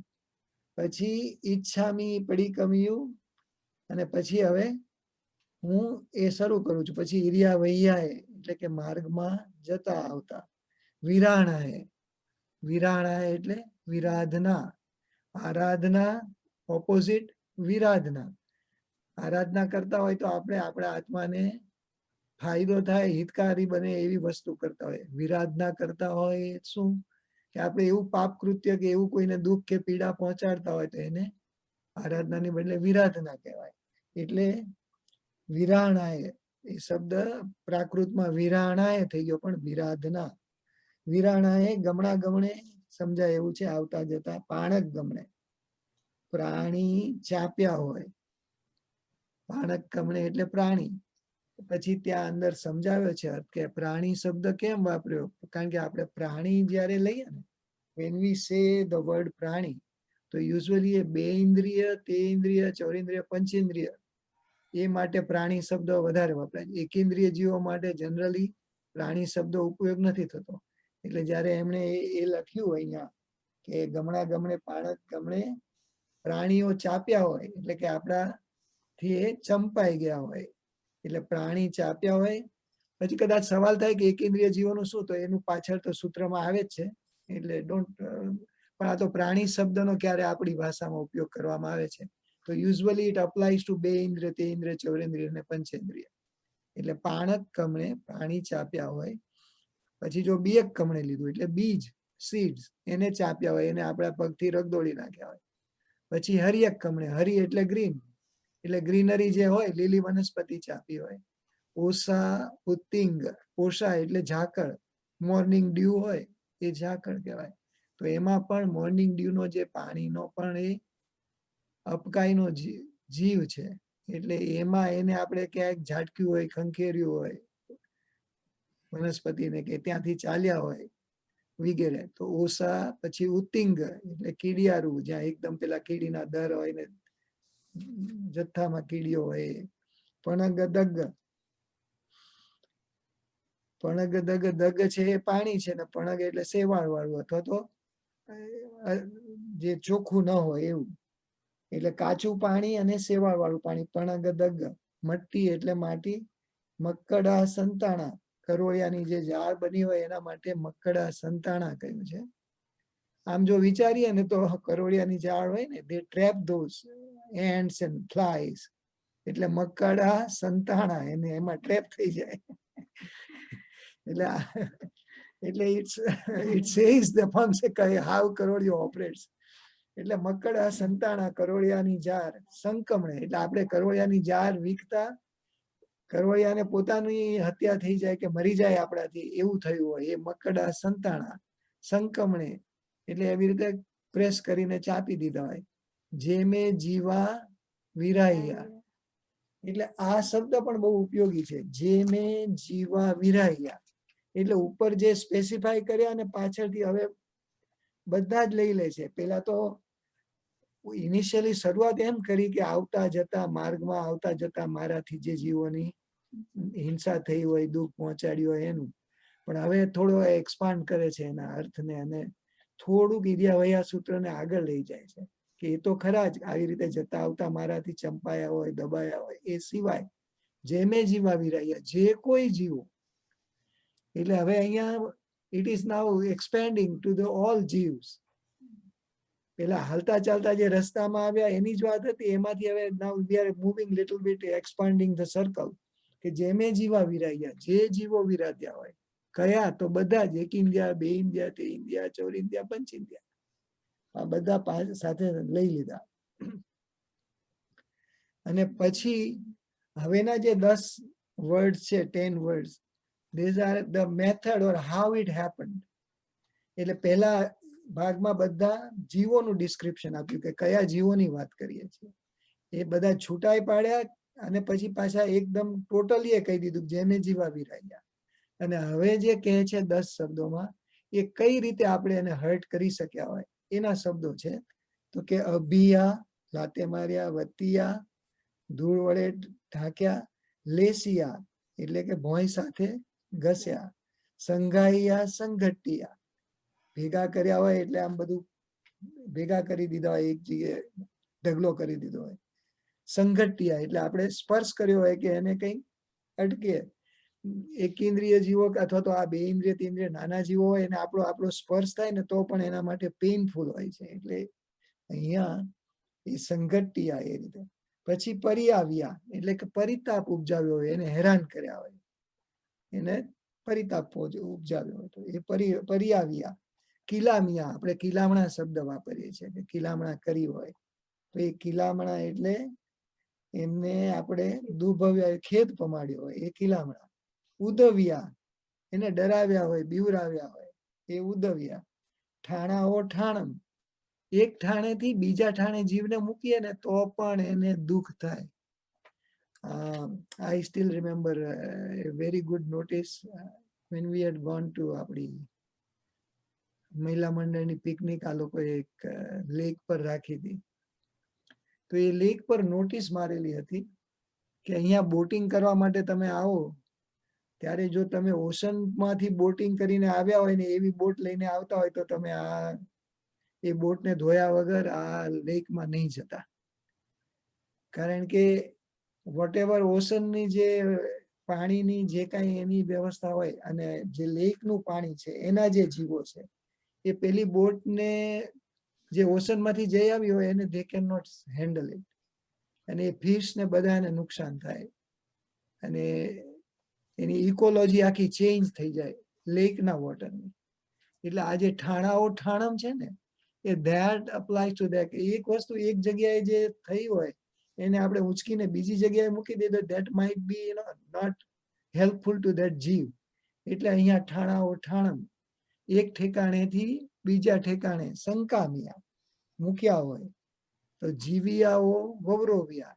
એટલે હવે ફરીથી અહીંયા જે કહેવામાં આવી રહ્યું છે, જીવથી વવરોવ્યા એટલે એનો જીવ લઈ લીધો, હત્યા કરી દીધી. જીવિત થી ચુકાવ્યા એટલે એનું જીવિત પણ હતું. ઘણીવાર આપણાથી એ નાના જીવો મરી જાય તો જીવિયાઓ વવરોવ્યા તસ્સ મિચ્છામિ દુક્કડમ. તો આમ જો સારી રીતે જોઈએ, સારી રીતે તો આપણને એવું લાગે કે જે જીવોની વિરાધના થઈ હોય મારાથી, તો એ આ પ્રતિક્રમણ દ્વારા હું એનું તસ્સ મિચ્છામિ દુક્કડમ. તો આ આપણે એનો શબ્દાર્થ કર્યો અને ગાથાનો અર્થ પણ આમાં સાથે સાથે આવી જાય છે. હવે પ્રબોધિકાની જે ડિટેલ જોઈ એનાથી બહુ સિમ્પલર મિનિંગ જોઈતો હોય પણ ઇફેક્ટિવ તો આપણે પંડિતજીનું જે ટ્રાન્સલેશન છે બુકનું અથવા એમણે જે સમજાવ્યું છે એ લઈએ તો આપણને એનો પણ ખ્યાલ આવી જશે. અને સારી રીતે એમણે બહુ સાદા શબ્દોમાં પણ સારી રીતે સમજાવ્યું છે. એટલે ઘણીવાર પ્રબોધિકાનું આપણને વધારે ડિટેલ લાગતી હોય છે, એટલે મેં એવું વિચાર્યું છે કે સાથે સાથે પંડિતજીની બુકમાંથી પણ લઈએ તો આપણને એ સરળ મિનિંગ હોવાથી આપણને મગજમાં ને ખ્યાલમાં રહે, તો જ્યારે આપણે આ સૂત્ર બોલતા હોઈએ તો આપણને એના અર્થ સાથે એનો ભાવ પણ આવે. તો હવે પંડિતજીની બુક છે 36 પેજ પર છે, રાઈટ? 36 એટલે મારું પેજ 36 છે. આપણે શું એરિયા વાઇઝ હોય છે ને? હા, આ એરિયા વાઇઝ છે. ઓકે, બરાબર છે. 1 સેકન્ડ. એટલે એમણે સૂત્ર પેલા આખું લખ્યું છે, ઈચ્છા કારેણ સંદેશ ભગવાન ઇરિયા વયમ પડી કમામી. તો છેક જીવ્યાઓ વવરોવ્યા તસ્સમ ઈચ્છામી દુક્કડમ એ સૂત્ર લીધું છે. એટલે હવે આપણને સમજાવે છે કે જૈન શાસનને પામેલા સર્વે આરાધક સ્ત્રી પુરુષો જ્યારે જ્યારે ઉત્તમ ધર્મ અનુષ્ઠાનો કરે છે ત્યારે ત્યારે આ સૂત્ર બોલવા વડે આત્મશુદ્ધિ કરે છે. કારણ કે આપણે આવતા જતા કે આ બધી પૂર્વ તૈયારી કરતા આપણી જે કઈ ભૂલ થઈ હોય એ માટે માફી માંગીએ છીએ. અને સાથે સાથે આપણે જેમે જીવા વિરાયા બોલ્યા ત્યારે ખાલી આવતા જતા જ નહીં પણ પાસ્ટમાં પણ બીજા કોઈ જીવોને હાનિ કરી હોય એનું પણ અહીંયા મિથ્યા અમે દુક્કડમ કરી લઈએ છીએ. એટલે જે આત્મશુદ્ધિની વાત છે એમાં બે મિનિંગ કંટ્રોલ થઈ જાય, ઇન્ક્લુડ થઈ જાય છે. કે અત્યારે આ જે મેં અનુષ્ઠાન કરવાની તૈયારી રૂપે જવા આવવાની કે જે તૈયારી કરી એ દરમિયાન મારાથી હિંસા થઈ ગઈ, પીડા કોઈને પહોંચાડી હોય તો, અને પાસ્ટમાં પણ મારાથી થઈ ગઈ હોય તો હું અત્યારે આ જે હવે અનુષ્ઠાન કરવા બેસું છું એમાં હું મારી એટલી આત્માની શુદ્ધિ કરી બધું પાસ્ટનો પણ પશ્ચાતાપ કરીને અને અત્યારે જે જતા આવતા હાલમાં પણ જે કોઈ હિંસા થઈ હોય એ બંનેને વડે આ સૂત્ર બોલવા વડે આત્મશુદ્ધિ કરે છે. અને ધર્મ ક્રિયા કરવા માટે એક સ્થાનથી બીજા સ્થાનમાં જતા આવતા જાણતા અજાણતા નાના મોટા જીવોની હિંસા થવાનો સંભવ છે. તેની ક્ષમા માગવા માટેની ક્રિયા આ સૂત્રમાં કરવામાં આવી છે. ધર્મ ક્રિયા કરતા પહેલા થયેલી જીવોની હિંસાની માફી માગવી, પોતાના આપણા મહાત્મા પુરુષોએ આત્માના હિત માટે કેવી સુંદર વ્યવસ્થા ગોઠવી છે. બિફોર વી સ્ટાર્ટ એની અનુષ્ઠાન આપણે પહેલા બધા જીવોની માફી માંગી લઈએ છીએ. એટલે પ્રથમ ગુરુજી પાસે થયેલા પાપની ક્ષમા માંગવા માટેની રજા માંગવામાં આવે છે. ઈચ્છા કારેણ કહ્યું ને આપણે, એ કહે છે કે હે ભગવાન આપ શ્રી રજા આપો, હું મારાથી થયેલા જીવ હિંસાની પાપ ક્રિયાની ક્ષમા માંગવા ઈચ્છું છું. એટલે ઈચ્છા કારેણ સંધિ સ ભગવન. પછી ગુરુજી તરફથી રજા મળે છે પડી કમે.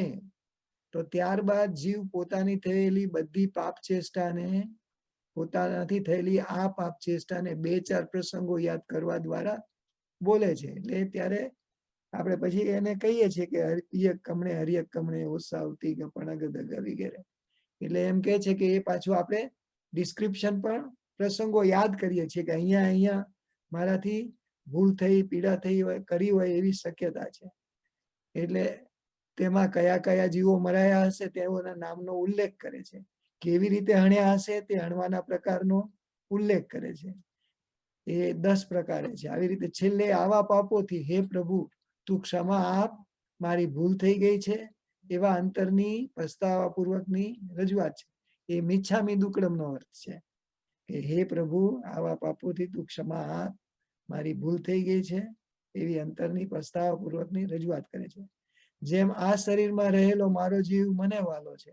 હવે આપણને બહુ સાદાઈથી પણ એક ઇફેક્ટિવ વે ઇઝ એક્સપ્લેનિંગ ઇટ, જે આપણે સૌ જન્મથી નાનપણથી જાણીએ છીએ કે જેમ આ શરીરમાં રહેલો મારો જીવ મને વાલો છે, તેમ તમામ શરીરોમાં રહેલા સૌના જીવ સૌને વાલા છે. મારા તુચ્છ સ્વાર્થ ખાતર તેઓની હિંસા કેમ થાય? કોઈ પણ જીવનું મન મારાથી કેમ દુખી થાય? આવી રીતે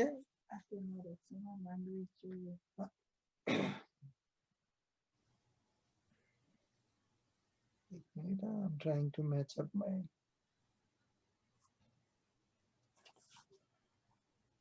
જેમ આ શરીરમાં અચ્છા ના, એ થઈ ગયું. સૌના જીવ સૌને વાલા છે, મારા તુચ્છ સ્વાર્થ ખાતર તેઓની હિંસા કેમ થાય? કોઈ પણ જીવનું મન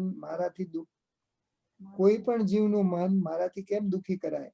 મારે માટે એની ક્ષમા તો માગવી જ જોઈએ. કોઈ એક મનુષ્ય, એટલે હવે દાખલો આપે છે, કોઈ એક મનુષ્ય બીજા મનુષ્યનું ખૂન કરે તો એ ગુનો ગણાય. ખૂન કરનારને પકડવામાં આવે, જેલ અને ફાંસી વગેરેની સજા થાય. કારણ કે જેનું ખૂન થયું છે તે જીવ પણ આ દુનિયામાં સ્વતંત્ર જીવન જીવવા માટે જન્મ્યો હતો, પણ તેનું જીવન ખૂનીએ છીનવી લીધું છે, તેથી તે ગુનેગાર ગણાય છે. તેવી જ રીતે પશુ, પક્ષી, કીડી, મકોડા, ઝાડ, ફૂલ, ફળ વગેરે પણ પ્રાણીઓ પોતપોતાનું સ્વતંત્ર જીવન લઈને જન્મ્યા છે. તેમનું જીવન આપણાથી કેમ લૂંટી લેવાય? પારકાના જીવને લૂંટવાનો આ પણ ગુનો કેમ ન ગણાય? સરકાર ભલે કદાચ એ ગુનો ન ગણે, પણ કુદરતની રીતિએ તો આ પણ ગુનો જ બને છે. માટે આત્મા કર્મોથી ભારે થાય છે, તેથી આવા મહાપાપોથી સદા દૂર રહેવું જોઈએ. અને એમ કહીને પછી it brings the one more line, માંસાહાર, અભક્ષ્ય, અનંતકાય પદાર્થો જીવનભર ત્યજી દેવા જોઈએ. કારણ કે એમાં સહેજે સહેજે હિંસા થતી જ હોય છે. અભક્ષ્ય ખાઈએ કે અનંતકાયના પદાર્થો ખાઈએ એટલે એમ કહે છે કે આપણે આ ઈર્યાવૈયા સૂત્ર બોલતા હોય, એનું પ્રતિક્રમણ કરતા હોય, તો આપણી જીવન શૈલી પણ એ રીતે સુધરવી જોઈએ. આજે તો હું ચંપકભાઈ નું સાંભળતો તો એમાં એને એમ કહ્યું કે તમે જ્યારે બધા જીવોની માફી માંગતા હોય અને આવી રીતે ઈર્યાવૈયા કે પ્રતિક્રમણ કરતા હોય, તો જ્યારે તમે ગેસના ચૂલા વાપરતા હોય કે શાવર લેતા હોય, પાણી વાપરતા હોય, એ બધામાં તમને ત્યારે એ વિચાર આવવો જોઈએ. કારણ કે બધા પાણી વગેરેના જીવો જ છે, અબકાયના જીવો છે, પેલામાં અગ્નિકાયના જીવો છે. તો જેટલું જૈણાપૂર્વક અને જેટલું લિમિટેડ થઈ શકે એટલો તમને ફાયદો થાય. એટલે આ સૂત્ર બોલવા દ્વારા ખાલી પ્રતિક્રમણ કરતા પહેલાની વિધિમાં જ બોલવાનું છે એવું નથી, પણ આ સૂત્ર આપણને જેમ જેમ બેસતું જાય તો આપણા જીવનમાં આપણી લાઈફસ્ટાઈલ ચેન્જ કરવામાં આપણને ઉપયોગી થવું જોઈએ. તો આપણે જે એક શબ્દ વારંવાર વાપરવામાં આવે છે કે આ આત્મસાત થવું જોઈએ. આ દરેક વસ્તુ એમ કે આ સૂત્ર આત્મસાત થઈ ગયું, તો આત્મસાત થયું ક્યારે કહેવાય? કે આ સૂત્રની અસર આપણે પ્રતિક્રમણ કરવા બેસીએ છીએ એ સિવાય આપણી જે લાઈફસ્ટાઈલ હોય ડે ટુ ડે, એમાં પણ કંઈક આમાંથી આપણને ફાયદો થવો જોઈએ. તો એને આ સૂત્રને અથવા તો આ વિધિને અથવા તો જે માટે સામાયિક કરીએ છીએ, પ્રતિક્રમણ કરીએ છીએ, એને આપણે આત્મસાત થયું કહેવાય. એટલે અહીંયા પંડિતજી આપણને બહુ સાદો દાખલો આપીને સમજાવ્યું, કોઈનો પણ મારીએ, ગુનો કરીએ તો એની સજા થાય. અને તો આવામાં તો માંસાહાર, અભક્ષ્ય, અનંતકાય પદાર્થો એ જીવનભર ત્યજી દેવા જોઈએ. એમ કરીને આપણને બહુ શાંતિથી પણ સારી સમજ આપી. તો આ પ્રમાણે આવશ્યક સૂત્ર માટે આ સૂત્ર માટે જે કહેવાનું હતું એ કીધું. એક વસ્તુ હતી કે આના માટે એક આપણે અહિમુત્તા મુનિનું દ્રષ્ટાંત આપવામાં આવે છે, બધાને ખ્યાલમાં હશે એવું હું માનું છું. અહિમુત્તા મુનિ બાળ મુનિ હોય છે, ગૌતમ સ્વામી પાસે દીક્ષા લીધેલી હોય છે, અને પછી એમને એક સાધુ ભગવાન સાથે બધી વિધિ માટે જોડેલા હોય છે. એ સાધુ ભગવાન માટે અહિમુત્તા મુનિ એકવાર બહાર ગયેલા હોય છે, એમાં પાછા ફરતા નાનું એક પડલ જેવું હોય છે કે નાનું સરોવર જેવું, ત્યાં પોતાનું પાતરું તળતું મૂકી અને રમવા માંડે છે, કારણ કે બાળક છે, એની એજ નાની છે. એ પાત્રની હોડી બનાવીને હોડી તરીકે રમતા હોય એવી રીતે. ત્યારે એને એની સાથેના ગુરુ ભગવાન છે એને કહે છે કે તે તો દીક્ષા લીધી છે, તારાથી આવું ના રમાય, આમાં તો પાણીના જીવોની, અપકાય જીવોની હિંસા થાય. એને એટલું બધું લાગી આવ્યું, એટલે જ્યારે ઉપાશ્રયે પહોંચ્યા અને પછી એમણે આ ઈર્યાવૈયા સૂત્ર શરૂ કર્યું એમના પ્રાયશ્ચિત અર્થે.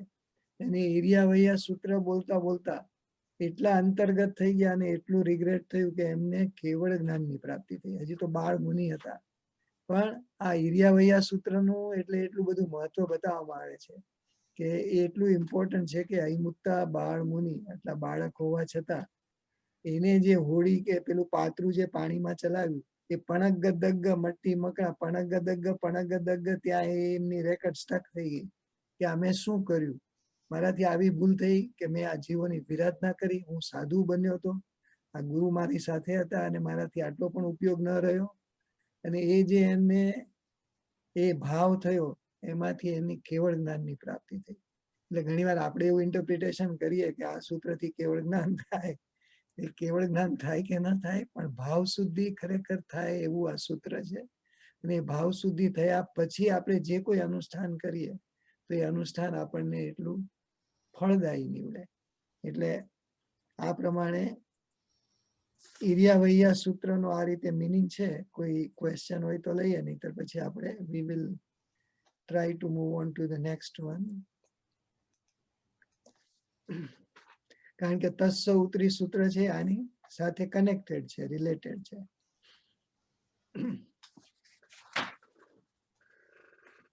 કોઈને પ્રશ્ન હોય તો હાથ ઊંચો કરજો.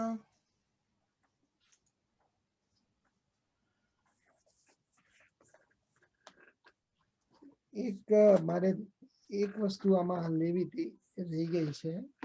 Let me see what page it is. Page 79. કઈ બુકમાંથી?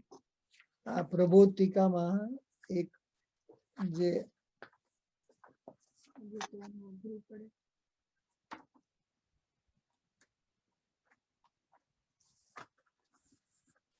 ઓકે પેજ 79 પર છે.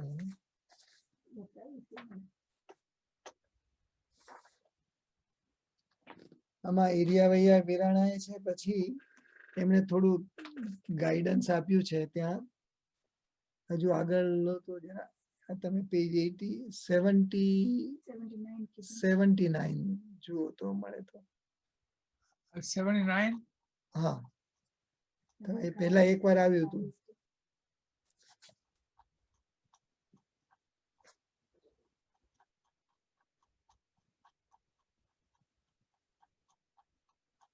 હા બસ હજી 79 ના બોટમમાં છે. ઓકે બસ અહીંયા, that's right. તો ઈર્યાવૈયા વિરાણાએ જે છે એરિયાપથિકી ક્રિયા દરમિયાન થયેલી વિરાધનાથી, ઈર્યાપદમાં થયેલી જીવ હિંસાની વિરાધનાથી એમ કહીને પછી હવે આપણને જે તત્વથી સમજાવવું છે એ સમજાવે છે કે સમ્યક દર્શન, સમ્યક જ્ઞાન અને સમ્યક ચારિત્ર રૂપ મોક્ષ માર્ગની ઉપાસના કરવી તે આરાધના. કારણ કે ઉપર જે વિરાધના શબ્દ આવ્યો એટલે હવે અહીંયા એમને આરાધના સમજાવી છે કે આરાધના શું અને વિરાધના શું. તો એને શું કહ્યું? સમ્યક દર્શન, સમ્યક જ્ઞાન અને સમ્યક ચારિત્ર રૂપ મોક્ષ માર્ગની ઉપાસના, આ 3 કમ્પોનન્ટ લઈને કરવી એને આરાધના કહેવાય. અથવા સંયમ માર્ગનું યથાવિધ પાલન કરવું તે આરાધના. આવી આરાધનાનું તત્વ જેમાંથી દૂર થયું છે તે વિરાધના. એટલે આરાધના ને વિરાધનાનો ડિફરન્સ જે સમજાવવો છે કે આ ઈર્યાપથિકી સૂત્રમાં આપણે આપણી થતી વિરાધનાનું પ્રાયશ્ચિત કરીએ છીએ. તો એમણે આરાધના અને વિરાધનાની ડેફિનેશન કરી કે સમ્યક દર્શન, જ્ઞાન, ચારિત્ર એના પૂર્વક જે થાય ઉપાસના એ આરાધના કહેવાય. અને એમાંથી જો આરાધનાનું તત્વ દૂર થઈ જાય એટલે કે સમ્યક વસ્તુ નીકળી જાય તો તો એ વિકૃત થયેલી આરાધના અથવા તો વિરાધના કહેવાય. અને પછી he goes on to say કે જેમાં મતલબ કે જે આરાધનામાં ખામી કે ભૂલ રહી ગઈ હોય તે વિરાધના કહેવાય છે. અને આ વિરાધનાના 4 ભાગો પાડવામાં આવ્યા છે. એ મારે કહેવું હતું ખાસ તો. અતિક્રમ, વ્યતિક્રમ, ગિરીશભાઈ વારંવાર આપણને સમજાવેલું છે, પણ આ એનો પ્રોપર પ્લેસ અને ટાઈમ છે એટલે આમ રિપીટિંગ ધેટ કે આવી વિરાધનાના 4 ભાગ પાડવામાં છે. અતિક્રમ, અતિક્રમ, વ્યતિક્રમ, અતિચાર અને અનાચાર. અને એ પછી ચારેય જરા સમજાવ્યા છે આપણી સમજ માટે કે આરાધનાના ભંગ માટે કોઈ પ્રેરણા કરે તો એ અતિક્રમ. પછી પોતે એનો નિષેધ ન કરે એટલે આપણે રિજેક્ટ ન કરી કે આવું ના થાય મારાથી, તો એ વ્યતિક્રમ થયો. સોરી, એટલે કોઈ આરાધનાના ભંગ માટે પ્રેરણા કરે અને પોતે તેનો નિષેધ ન કરે તો એ અતિક્રમ કહેવાય. પછી વિરાધના માટેની તૈયારી કરીએ એ વ્યતિક્રમ. એટલે પહેલા તો આરાધના જે કરી રહ્યા છે એમાં કોઈ એવું એ આરાધના તૂટી જાય એવી પ્રેરણા કરે ને આપણે એને અટકાવીએ નહીં તો એ આપણો અતિક્રમ થયો કે વી ડીન ઓબ્ઝર્વ ધ બાઉન્ડ્રી, એ અતિક્રમ થયો. પછી વિરાધના માટેની તૈયારી એ વ્યતિક્રમ થાય. એટલે કે આપણે જે આરાધના કરતા હતા એનાથી ઊંધું કરવા તૈયાર થવા માંડીએ તો એ વ્યતિક્રમ. પછી જેમાં કંઈક અંશે દોષનું સેવન થાય એ અતિચાર કહેવાય. એટલે જે આચાર પડાવવો જોઈએ એની બદલે એમાં થોડું કોમ્પ્રોમાઇઝ થાય, થોડા અંશે એમાં, પણ એમાં કંઈક અંશે છે એટલે ટોટલ નથી, ઇટ્સ નોટ ટોટલી લોસ્ટ. એટલે એમ કે કંઈક અંશે દોષનું સેવન થાય તે અતિચાર કહેવાય.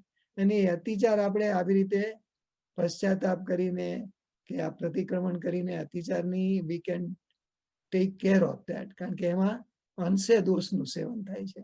અને જેમાં સંપૂર્ણપણે એટલે કે ટોટલી સંપૂર્ણપણે ભાગે અથવા જેમાં આરાધનાનું કઈ તત્વ ન રહે એવું જો કરીએ આચાર તો એ અનાચાર કહેવાય. I wanted to bring it up. અતિક્રમ, વ્યતિક્રમ, અતિચાર અને અનાચાર. અને આપણે એટલે ઘણીવાર જેને જેનું ચારિત્ર બહુ ઉત્તમ ચારિત્ર પાડતા હોય એવા સાધુ ભગવંતોને આપણે શું કહીએ છીએ કે નિરતિચાર ચારિત્ર પાડે છે. એટલે કે એક પણ અતિચાર ન લાગે એવું ચારિત્ર પાડે એને આપણે નિરતિચાર ચારિત્ર કહીએ છીએ. એટલે અહીંયા આપણે આ જે સૂત્ર છે એ આપણને અહીંયા પણ હેલ્પફુલ થાય એવું છે. એમ કહેવા માંગે છે કે અતિચાર અને અનાચારમાંથી બચવા માટે અને આવી અતિચાર ભૂલ થઈ હોય એટલે કે વિરાધના થતી હોય તો આ વિરાધનામાંથી આપણને અટકાવે એવું આ સૂત્ર છે. એટલે પ્રતિક્રમણ અથવા તો હિર્યાવહ્ય સૂત્ર કહીએ કે જે કહીએ તે એ આપણને આત્મશુદ્ધિ કરવા માટે અને આવી રીતે અતિચારમાંથી બચવા માટે, અનાચારમાંથી બચવા માટે પણ એટલું ઉપયોગી થાય છે. I think that is what I have right now for Iryavaya Sutra. એટલે Iryavaya Sutra અહીંયા જેને પોતે વાંચ્યો હોય બધા શબ્દોનો જરા મોટો અર્થ પણ કર્યો છે અહીંયા. જો એમને ઈચ્છા કારણનો શબ્દ બહુ સરસ સમજાવ્યો છે આ પ્રબોધ ટીકામાં. ત્યાં જાઉં છું 77 પેજ પર છે.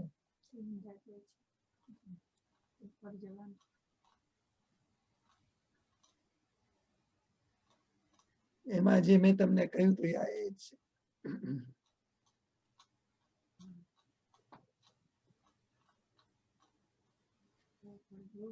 હજી આવ્યું? સોરી, બરાબર છે. જે આ ઈચ્છા કારણમાં સામાન્ય અને વિશેષ અર્થમાં જે લીધા છે ને એમાં ઈચ્છા કારણ એટલે સ્વેચ્છાથી, આપણે આપણી ઈચ્છાથી, સ્વકીય અભિલાષાથી. એ સ્વેચ્છા કરતા હજી એ શબ્દ વધારે અપ્રોપ્રિએટ છે કે આપણને એવી અભિલાષા થવી જોઈએ મારે આ કરવું છે, હોંશથી આનંદથી થાય એવી રીતે સ્વકીય પોતાની ખુદની ઈચ્છાથી. અથવા તો અને બીજો જે અર્થ કર્યો એ ગુરુને એમ કે છે કે તમે જો ઈચ્છાપૂર્વક મને રજા આપો, ઈચ્છા કારણ એટલે તમારી ઈચ્છા સાથે મને રજા મળવી જોઈએ. આ તમારી આજ્ઞા અને એ તમારી એટલે ઈચ્છયા કરણ ઈચ્છાકાર એટલે કે ઈચ્છાનું કાર્ય તે ઈચ્છાકાર. એટલે જે ઈચ્છા કારણ શબ્દ છે અને એમને ત્યાં નીચે 10 કાર બધા જુદા જુદા કારણો બતાવ્યા છે. એને આપણે જો તમારામાંથી કોઈને યાદ હોય તો આપણે જ્યારે 14 ગુણ સ્થાનકની વાત કરતા હતા ત્યારે આજે 10 સમાચારી સાધુ ભગવંતોને 10 પ્રકારની સમાચારી કહેવાય છે.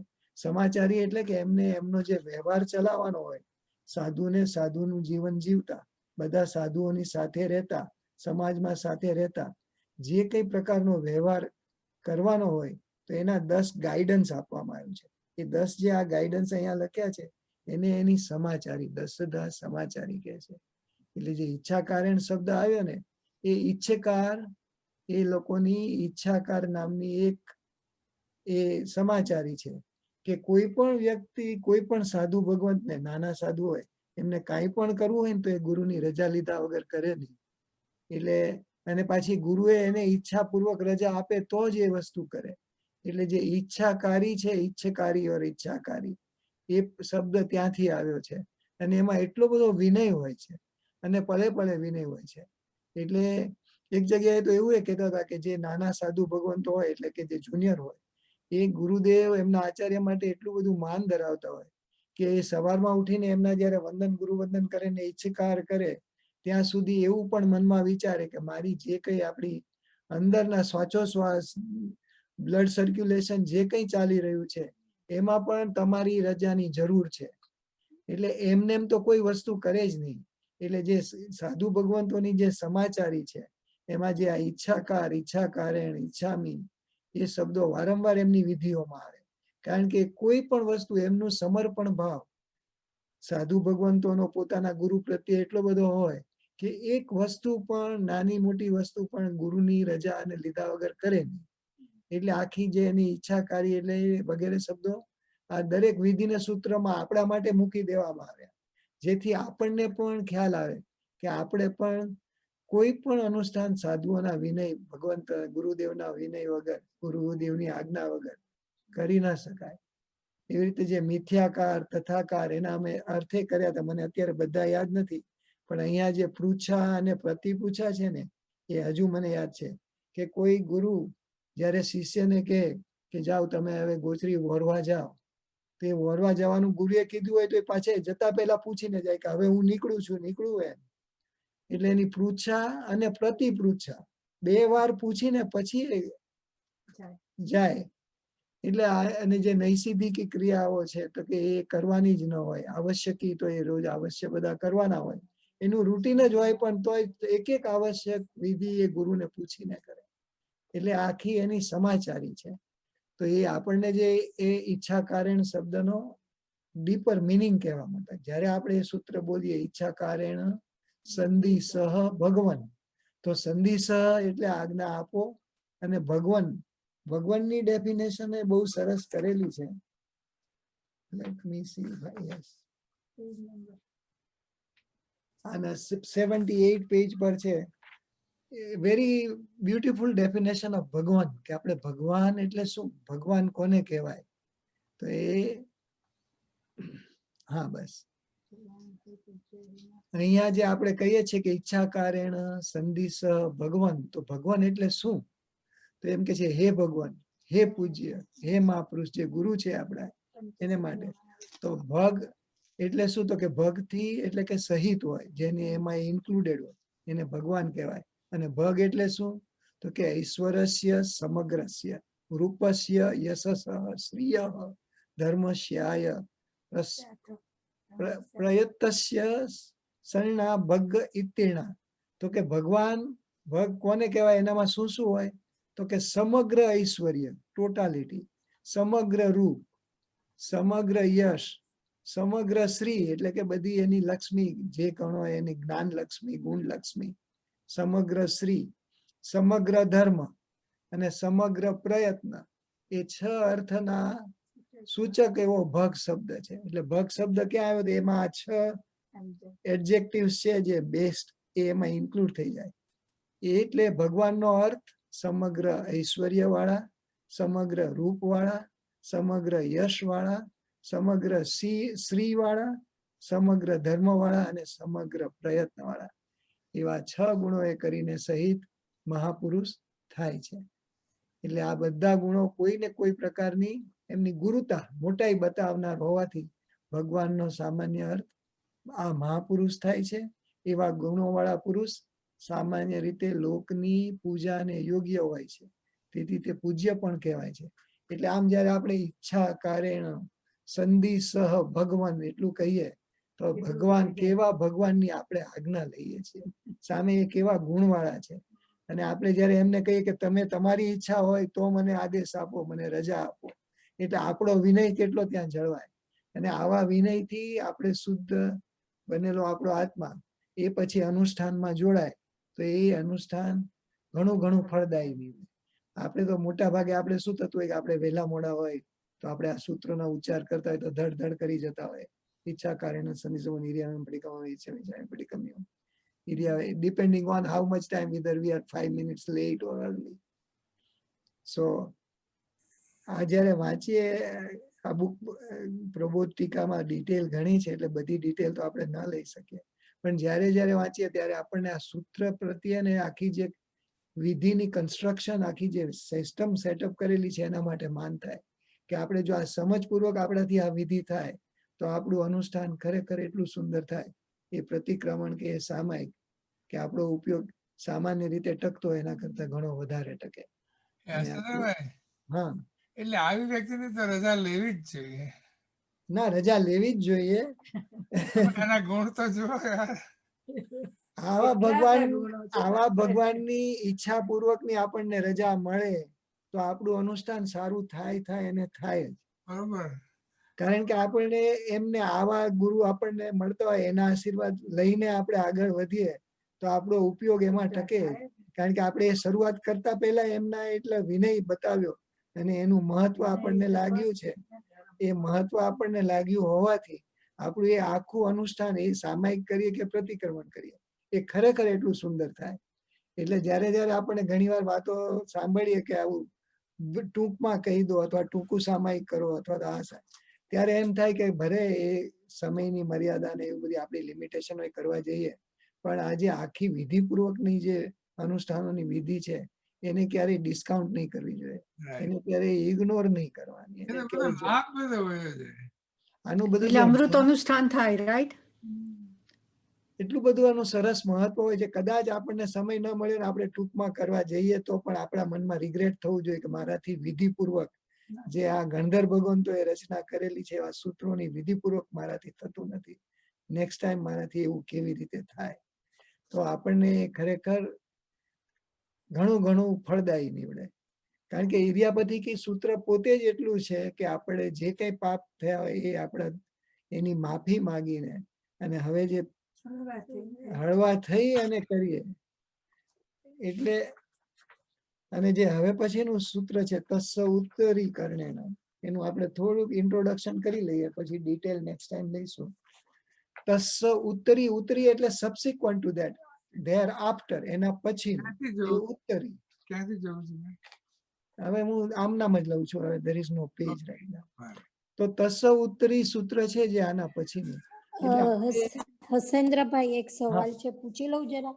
હા, sure. આપણે જે 10 સમાચારીની વાત કરી ને, 10 પ્રકારની સમાચારી સાધુ ભગવંતોની, એમાં મને છેલ્લા 3 નથી સમજાતા. ઇન્દના, નિમંત્રણા ને ઉપસંપદા એવા કઈક શબ્દો છે. એટલે એમને નિમંત્રણા એટલે એમને કોઈ રિક્વેસ્ટ કરવા આવે, આમંત્રણ આપવામાં, નિમંત્રણા કરવામાં આવે. એટલે કોઈએ નિમંત્રણા કરી હોય કે આપણે કહી આવ્યા હોય સાધુ ભગવંત કે અમારે ત્યાં વોરવા પધારજો, પણ એ નિમંત્રણા ને પાછી એને ગુરુ પાસે રજા તો લેવી જ પડે કે હું ગોચરી કરવા જઉં તો ક્યાં જઉં. એટલે એમની સમાચારીનો પાઠ છે એ પણ કે નિમંત્રણ આવ્યું હોય તો પણ ગુરુની રજા વગર ત્યાં જવાય નહીં. અને બીજું મારે એ પૂછવું હતું, તો પછી આમાં જ મને સવાલ આવ્યો અત્યારે કે ગુરુ તો ઘરે ઇન ધ સેન્સ ઉપાશ્રયમાં બેઠા હોય, રાઈટ? અને તો પછી એમને એવી ખબર હોય કે આ ઘરે ને આ ઘરે ને આ ઘરે જવાનું? ના.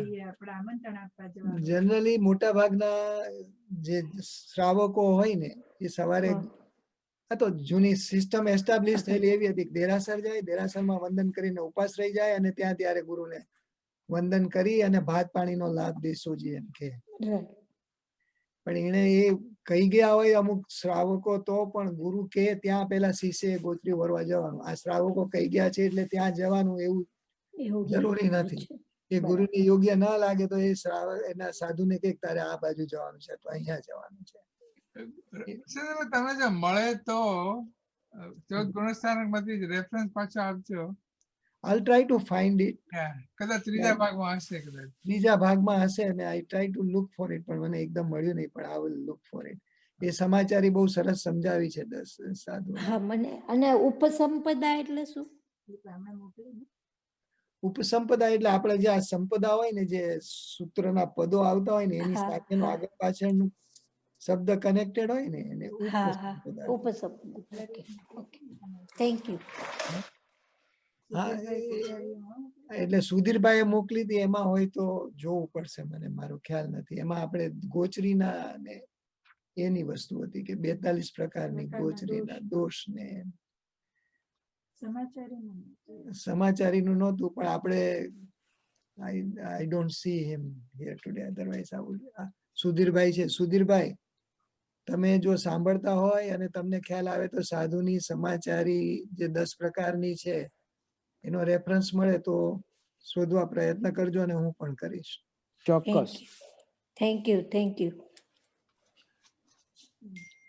તો આમ તસ્સ ઉતરી સૂત્ર છે એ આ ઈર્યાવૈયા સૂત્ર થયા પછીનું પછી આગળ કેવી રીતે હવે પશ્ચાતાપ આપણે જે કર્યો એનું હવે પશ્ચાતાપ કરીને સજા એટલે એના આગળ જઈને કે હજી વધારે શુદ્ધતર બનવું છે તો એ તસ્સ ઉતરી સૂત્ર છે. એટલે કે આ તો મેં કર્યું ઈર્યાવૈયા સૂત્ર, હવે એના પછી શું કરવાનું તો કે તસ્સ ઉતરી એટલે કે એના પછીનું ઉત્તરીકરણમ એના પછીની હવે જે ક્રિયા કરે તસ્સ ઉત્તરીકરણમ પાયચ્છિત્તકરણમ વિશ્વઈકરણમ વિસલીકરણમ. એટલે મારે જે આ ભૂલ થઈ ગઈ છે એનું પ્રાયશ્ચિત કરવું છે, એની સજા ભોગવવી છે અને એ માટેની જે વિધિ કરવી પડે એ કરવી છે. એટલે ઇટ્સ અ કન્ટિન્યુએશન. આમ તો જે કે અહીંયા ઈર્યાવૈયા સૂત્ર કર્યું જે જીવોને પીડા પહોંચાડી દુઃખ પહોંચાડ્યું એની માફી માંગી મિચ્છામી દુક્કડમ કર્યું પણ મિચ્છામી દુક્કડમ કરવાથી પૂરો ન થયો હિસાબ પણ હવે એમાંથી પ્રાયશ્ચિત કરવું છે. એટલે એના માટે તસ્સ ઉતરી કરીએ છીએ. એમાં પછી વિશ્વઈકરણમ પાયચ્છિત્તકરણમ વિશ્વઈકરણમ વિસલીકરણમ એટલે એના દ્વારા આપણને શું મળે એ બતાવ્યું છે અને કેવી રીતે કરવાનું. એટલે આગળની પાછી વધારે શુદ્ધિકરણ થાય છે અને પછી એક કાવસક કરી અને એ સજા રૂપે કાવસક કરીને કરીએ છીએ. બીજું એક મારે કહેવાનું રહી ગયું કે આ જે ઇર્યાપતિકી સૂત્ર આપણે બોલીએ ત્યારે આપણે એ જીવોની માફી માંગતા હોઈએ છીએ. એટલે એક જગ્યાએ ગુરુ ભગવંતે એવી સૂચન પણ કર્યું હતું કે ત્યારે તમારું બોડી લેંગ્વેજ તમારા ફેશિયલ્સ એટલે કે તમારી અંદર રિગ્રેટ અને રિમોર્સ થતો હોય એ ટાઈપનું તમારું ભાવ હોવો જોઈએ. આપણે ઘણીવાર બધી સૂત્ર બોલવાની એટલી ઉતાવળ હોય છે ને આમ ગડગડ બોલવાની અથવા તો કોમ્પિટિટિવ નેચર હોય તો આપણે કેવી રીતે બોલતા હોય કે અક્કડ થઈને બોલતા હોય તો it is not consistent with what we are trying to do. એટલે એમણે એવું પણ કહ્યું હતું કે જ્યારે તમે આ ઇર્યાપતિકી ક્રિયાનું સૂત્ર બોલતા હોય ત્યારે તમે કોર્ટમાં ઊભા હોય અને તમે કોઈ જજની સામે ઊભા હોય અને જજની સામે તમે કંઈ ખોટું કાર્ય કર્યું હોય ને ગુનાની સજા જજ આપવાની તૈયારી કરતા હોય ત્યારે તમારા જે એક્સપ્રેશન હોય ત્યારે તમારી જે ફિલિંગ હોય એ ટાઈપની ફિલિંગ તમે જ્યારે આ ઇર્યાપતિકી સૂત્ર બોલતા હોય ઇર્યાવયાએ વિરાણાએ ગમણા ગમણે પાણક ગમણે બિયક ગમણે ત્યારે એક એક શબ્દમાં આપણે એનો રિગ્રેટ ને રિમોર્સ એક્સપ્રેસ કરતા હોય એવી આપણી બોડી લેંગ્વેજ એવા આપણા ફેશિયલ્સ એવો અંદરનો ભાવ હોવો જોઈએ which reflects on our outer side. અને ઘણીવાર આપણે એવા ઉતાવળમાં હોય છે કે આપણે ધડધડ કરીને બોલી જતા હોય તો આપણો જે એ વિવેક જોઈએ કે આપણે આ સૂત્ર દરમિયાન જે આવા જીવોની હિંસા થઈ જેને પીડા પહોંચાડી એની માફી માંગીએ છીએ એનો પશ્ચાતાપ કરીએ છીએ તો આપણે બોલતી વખતે આપણા અંદરના ભાવ અને આપણી બોડી લેંગ્વેજ એ પણ એ રીતે રિફ્લેક્ટ થવી જોઈએ. So sometimes this details we never think of પણ જ્યારે આ ગુરુ ભગવંતોએ આવું જ્યારે ડિસ્ક્રિપ્શન લખ્યું એ વાંચવામાં આવે ને ત્યારે આપણને એટલો ઉઘાડ થાય ને એવું સમજાય કે ઓહો તો આવી વિધિ કરીએ તો જ્યારે જ્યારે જે સૂત્ર બોલાતું હોય એ દરમિયાન આપણે જ્યારે મિચ્છામી દુક્કડમ કહીએ ત્યારે આપણી અંદર એ ખરેખર રિગ્રેટ ને રિમોર્સ હોવા જોઈએ. એટલે એ સરસ સૂચના હતી એમની. જેમ આપણે વંદિતું બોલતા હોય, લોગસ સૂત્ર બોલતા હોય, તો જેટલી વાર વંદામી વંદામી કરતા હોય, અને એમાં આઈ ડોન્ટ નો કોનું લેક્ચર હતું, પણ એક સાધુ ભગવંતે એક પર્ટિક્યુલર સાધુ ભગવંતનું નામ આપ્યું હતું કે એમની ડોકથી એમનો ભાગ હવે નીચો જ રહે છે, કારણ કે હંમેશા નમતા અને ઝૂકતા જ રહે છે. એટલે એમની ઇન અવર લેંગ્વેજ એની એટલી નેકના સ્ટ્રક્ચરની ડિફોર્મિટી થઈ ગઈ છે, કારણ કે હંમેશા બધાને ભાવપૂર્વક વંદન જ કરતા હોય ને એના કંઈક રેકર્ડ હતો કે એટલા બધા ખમાસમણા રોજના દે છે. મને એમનું એક્ઝેક્ટ નામ યાદ નથી, પણ એમનો દાખલો એટલે આપવામાં આવ્યો હતો કે એને વિનય ગુણ એટલો આત્મસાત કર્યો હતો કે એક દિવસના એ હંડ્રેડ્સ ઓફ ખમાસણા દેતા હતા જુદા જુદા. એટલે કે એમને આ ગુરુ અને દેવ પ્રત્યે એટલી બધી ભક્તિ હતી અને એના પ્રત્યે એટલો બધો વિનય હતો કે એટલા બધા ખમાસણા દેતા હતા કે એને આપણે જેને સ્ટ્રક્ચરલી કહીએ કે નેકના ને એના બોનની ડિફોર્મિટી, પણ એમના માટે તો એ જ એમને યોગ્ય લાગતું હતું ને એ પ્રમાણે એના ભાવની વૃદ્ધિ થતી હતી. તો આમ આજનું સેશન આપણે અહીંયા અટકાવશું. નેક્સ્ટ ટાઈમમાં તસ્સ ઉત્તરીકરણમ અને અન્નત એ સૂત્ર લઈશું. એટલે હવે આપણે જ્યારે આ સૂત્રની વિચારણા કરી રહ્યા છીએ તો આપણને સૌને આમ આશા રાખીએ કે એક એવો ફાયદો થાય કે આપણે જ્યારે જ્યારે આ વિધિ કરતા હોઈએ સામાયિક પ્રતિક્રમણની, તો આ જે ગંધર્વ ભગવંતના સૂત્રો છે એટલા બધા કોન્સન્ટ્રેટેડ છે, એક એક શબ્દનો એટલો સરસ જુદો ઊંડો મિનિંગ છે કે આપણને બોલતાની સાથે એ માન થાય અને આપણી એટલી અંદરની શુદ્ધતા અને તૈયારી બને કે જેથી આપણાથી અનુષ્ઠાન ફળદાયી નીવડે. એ જ અભ્યર્થના. જેને શુદ્ધ સામાયિક લીધી હોય જેને જેને શ્રુત સામાયિક લીધી હોય 3 નવકાર ગણી લેવાના. ગણીને પાડજો.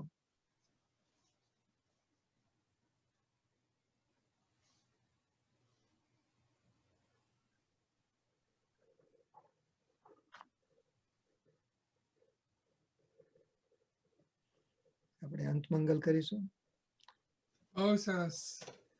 યસ. સર્વ સર્વ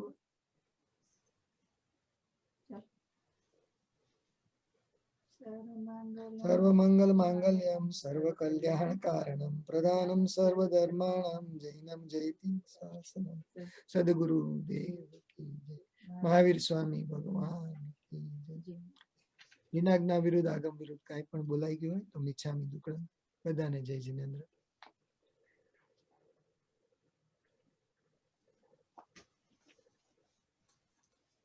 મહેશભાઈ. Right, મહેન્દ્રભાઈ, યશોદાબેન શાહ. મહેન્દ્રભાઈ, જય જિનેન્દ્ર. મહેન્દ્રભાઈ સાતામાં છો બંને? દેવગુરુ પ્રસાદ પ્રણામ, ખૂબ ખૂબ ધન્યવાદ. Sorry. બીનાબેન પ્રણામ તમને. જય જિનેન્દ્ર. સાતામાં છો ને?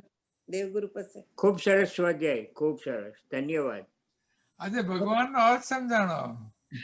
યા ના ના, ઘણા અર્થના ખુલાસા થયા. પ્રબોધ ટીકામાં એટલું બધું સુંદર છે ને કે I wish that we all can have the book and we can follow that book. They all have PDFs, so don't apologize for it. They have the PDF. I like to sometimes go more detail કારણ કે આવું આપણને જાણવા સમજવા ક્યારેક જ આવી તક મળતી હોય છે. એટલે મને I become little bit greedy and take more content out of it. અમારે કઈ ઉતાવળ નથી. તમને ઓવરડન થતું હોય તો કહેજો. આમ સોરી. અમારે કાંઈ ઉતાવળ નથી. ચંદ્રભાઈ, હા, તમે અહિમુત્ત મુનિનો દાખલો આપ્યો ત્યારે જ હું વિચારતો હતો કે કેવું અદ્ભુત અંદરથી એમણે ઈર્યાવયા કર્યું હશે. એ કેવો ઉત્કૃષ્ટ ભાવ સાથે. ઉત્કૃષ્ટ ભાવ હશે. આમ તો બાળ મુનિ કહેવાય આપણી દ્રષ્ટિએ તો એ એટલે એમ કેટલા બાળકને શું સમજ પડે એવી આપણી ગણતરી હોય, પણ એની ભાવની શુદ્ધિ એવી. એને ઘણા જન્મોની સાધના હોય. એમને 2 ફાયદા થયા. ગૌતમ સ્વામીએ દીક્ષા આપી. હા. ગૌતમ સ્વામી જેને દીક્ષા આપે એને કેવળ જ્ઞાન થાય. બરાબર. કન્ડિશન્ડ. બરાબર. હેમેન્દ્રભાઈ, રેખાબેન દોશી. જય જીનેન્દ્ર હસેન્દ્રભાઈ, જય જીનેન્દ્ર બીનાબેન. બીનાબેન, બંને સત્તામાં છો? સત્તામાં છો? સાતામાં છો બંને? હાજી હાજી દેવગુરુ પ્રસાદ. હેમેન્દ્રભાઈ તમે થોડા પદ રેકોર્ડ કરીને મોકલો ને મને યાર, હાજી ચોક્કસ તો કામ આવશે આપણને. ચોક્કસ Thank ચોક્કસ. you. હાજી. એ તાર હો મોકલજો ખાસ. એ નંબર 1. યોગેશભાઈ સૌરભબેન શાહ, જય જીનેન્દ્ર જીનેન્દ્ર હસેન્દ્રભાઈ, યોગેશભાઈ. જય જીનેન્દ્ર સાતામાં છો? પ્રણામ કરું છું. આ બંને પ્રણામ બંને સાતામાં છો ને? હા, દેવગુરુ સાતામાં. પસાય. જય જીનેન્દ્ર. મહેશભાઈ મિતાબેન, જય જીનેન્દ્ર હસેન્દ્રભાઈ. જય જીનેન્દ્ર નીતાબેન, મહેશભાઈ, જય જીનેન્દ્ર. જીનેન્દ્ર પ્રણામ. સાતામાં છો ને બંને? દેવગુરુ પ્રસાદ. Thank you very much. Kalpanaben Shah, જય જીનેન્દ્ર હસેન્દ્રભાઈ બીના. જય જીનેન્દ્ર નીતાબેન, મજામાં છો? સાતામાં છો? સાતામાં છો? દેવગુરુ કૃપા, જરા મોડું થયું આજે. સાવ Thank you. સારું છે. Hasendrabhai thank you. You welcome, thank you. Shitalben Shah, જય જીનેન્દ્ર શીતલબેન, જય જીનેન્દ્ર વંદન કરું છું. પ્રણામ. સાતામાં છો ને શીતલબેન? હા પ્રભુ કૃપા. હા માલાબેન સંઘવી, જય જીનેન્દ્ર માલાબેન. હસેન્દ્રભાઈ બીનાબેન મજામાં. બસ જય જીનેન્દ્ર. તું સાતામાં છો ને? હા, સાતામાં. તમે સાતામાં છો ને? દેવગુરુ ધર્મ પ્રસાદ. દેરાસર મિસ થાય છે, દેરાસર. બરાબર. તેજસભાઈ મહેતા, તેજસ, જય જીનેન્દ્ર તેજસભાઈ. જય જીનેન્દ્ર અને પ્રણામ હસેન્દ્રભાઈ, સુખ સાતામાં છો? દેવગુરુ પ્રસાદ. I hope કે you were able to keep up with that pages. યા આમાં આ વખતે તમે સરસ થોડુંક પોઝ આપતા હતા ને તો it was very helpful in moving from book to book, so maybe Right. hopefully you will keep on doing that, so thank you very much. Sure. Thank you for everything. સાતામાં ને તેજસભાઈ? Yeah, સાતામાં thank you. Binaben, I am so sorry, હું તમને જય જીનેન્દ્ર કહેવાનું રહી ગયું છે. I'm sorry. Sorry, પણ હું કહું છું ને એમાં સોરી. તમે કેમ છો સાતામાં ને?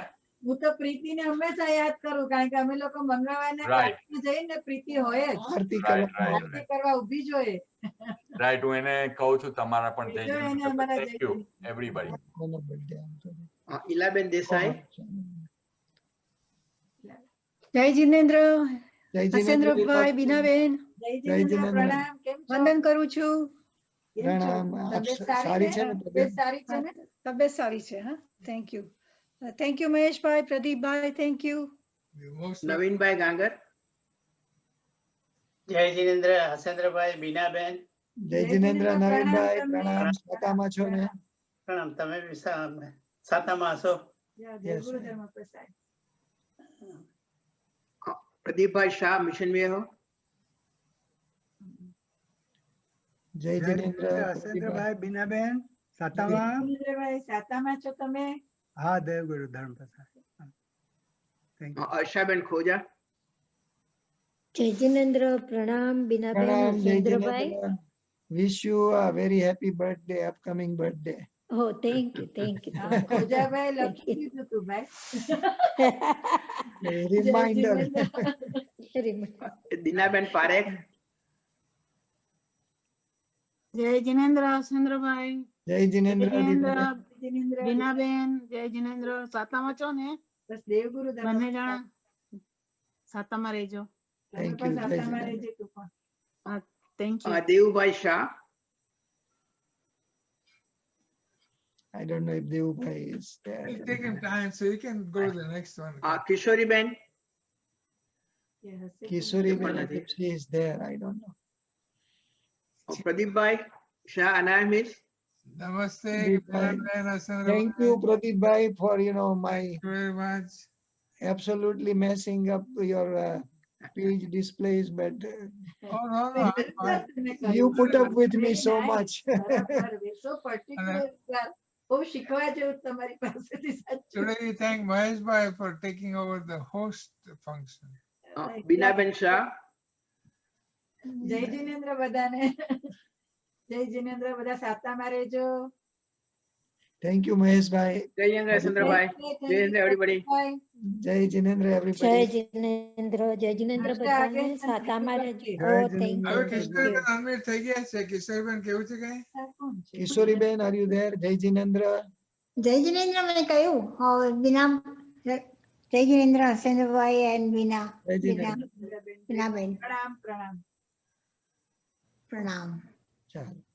બીજા પ્રદીપભાઈ શાહ કોણ? So I'm closing the YouTube, Pradeep bhai, Asendra bhai. Yes, yes. Okay. Thank you. Thank Thank you. you Good all. night. Good night. Maheshbhai thank you Pradeepbhai. મહેશભાઈને રજા આપો બધું બંધ કરવા માટે. Maheshbhai thank you. Thank Jai you. all. Jindra everybody. Jai Jinendra. So we go sequence. Oh, YouTube is shut off already? Yes. Okay, the recording, shut off the recording. And then shut the meeting.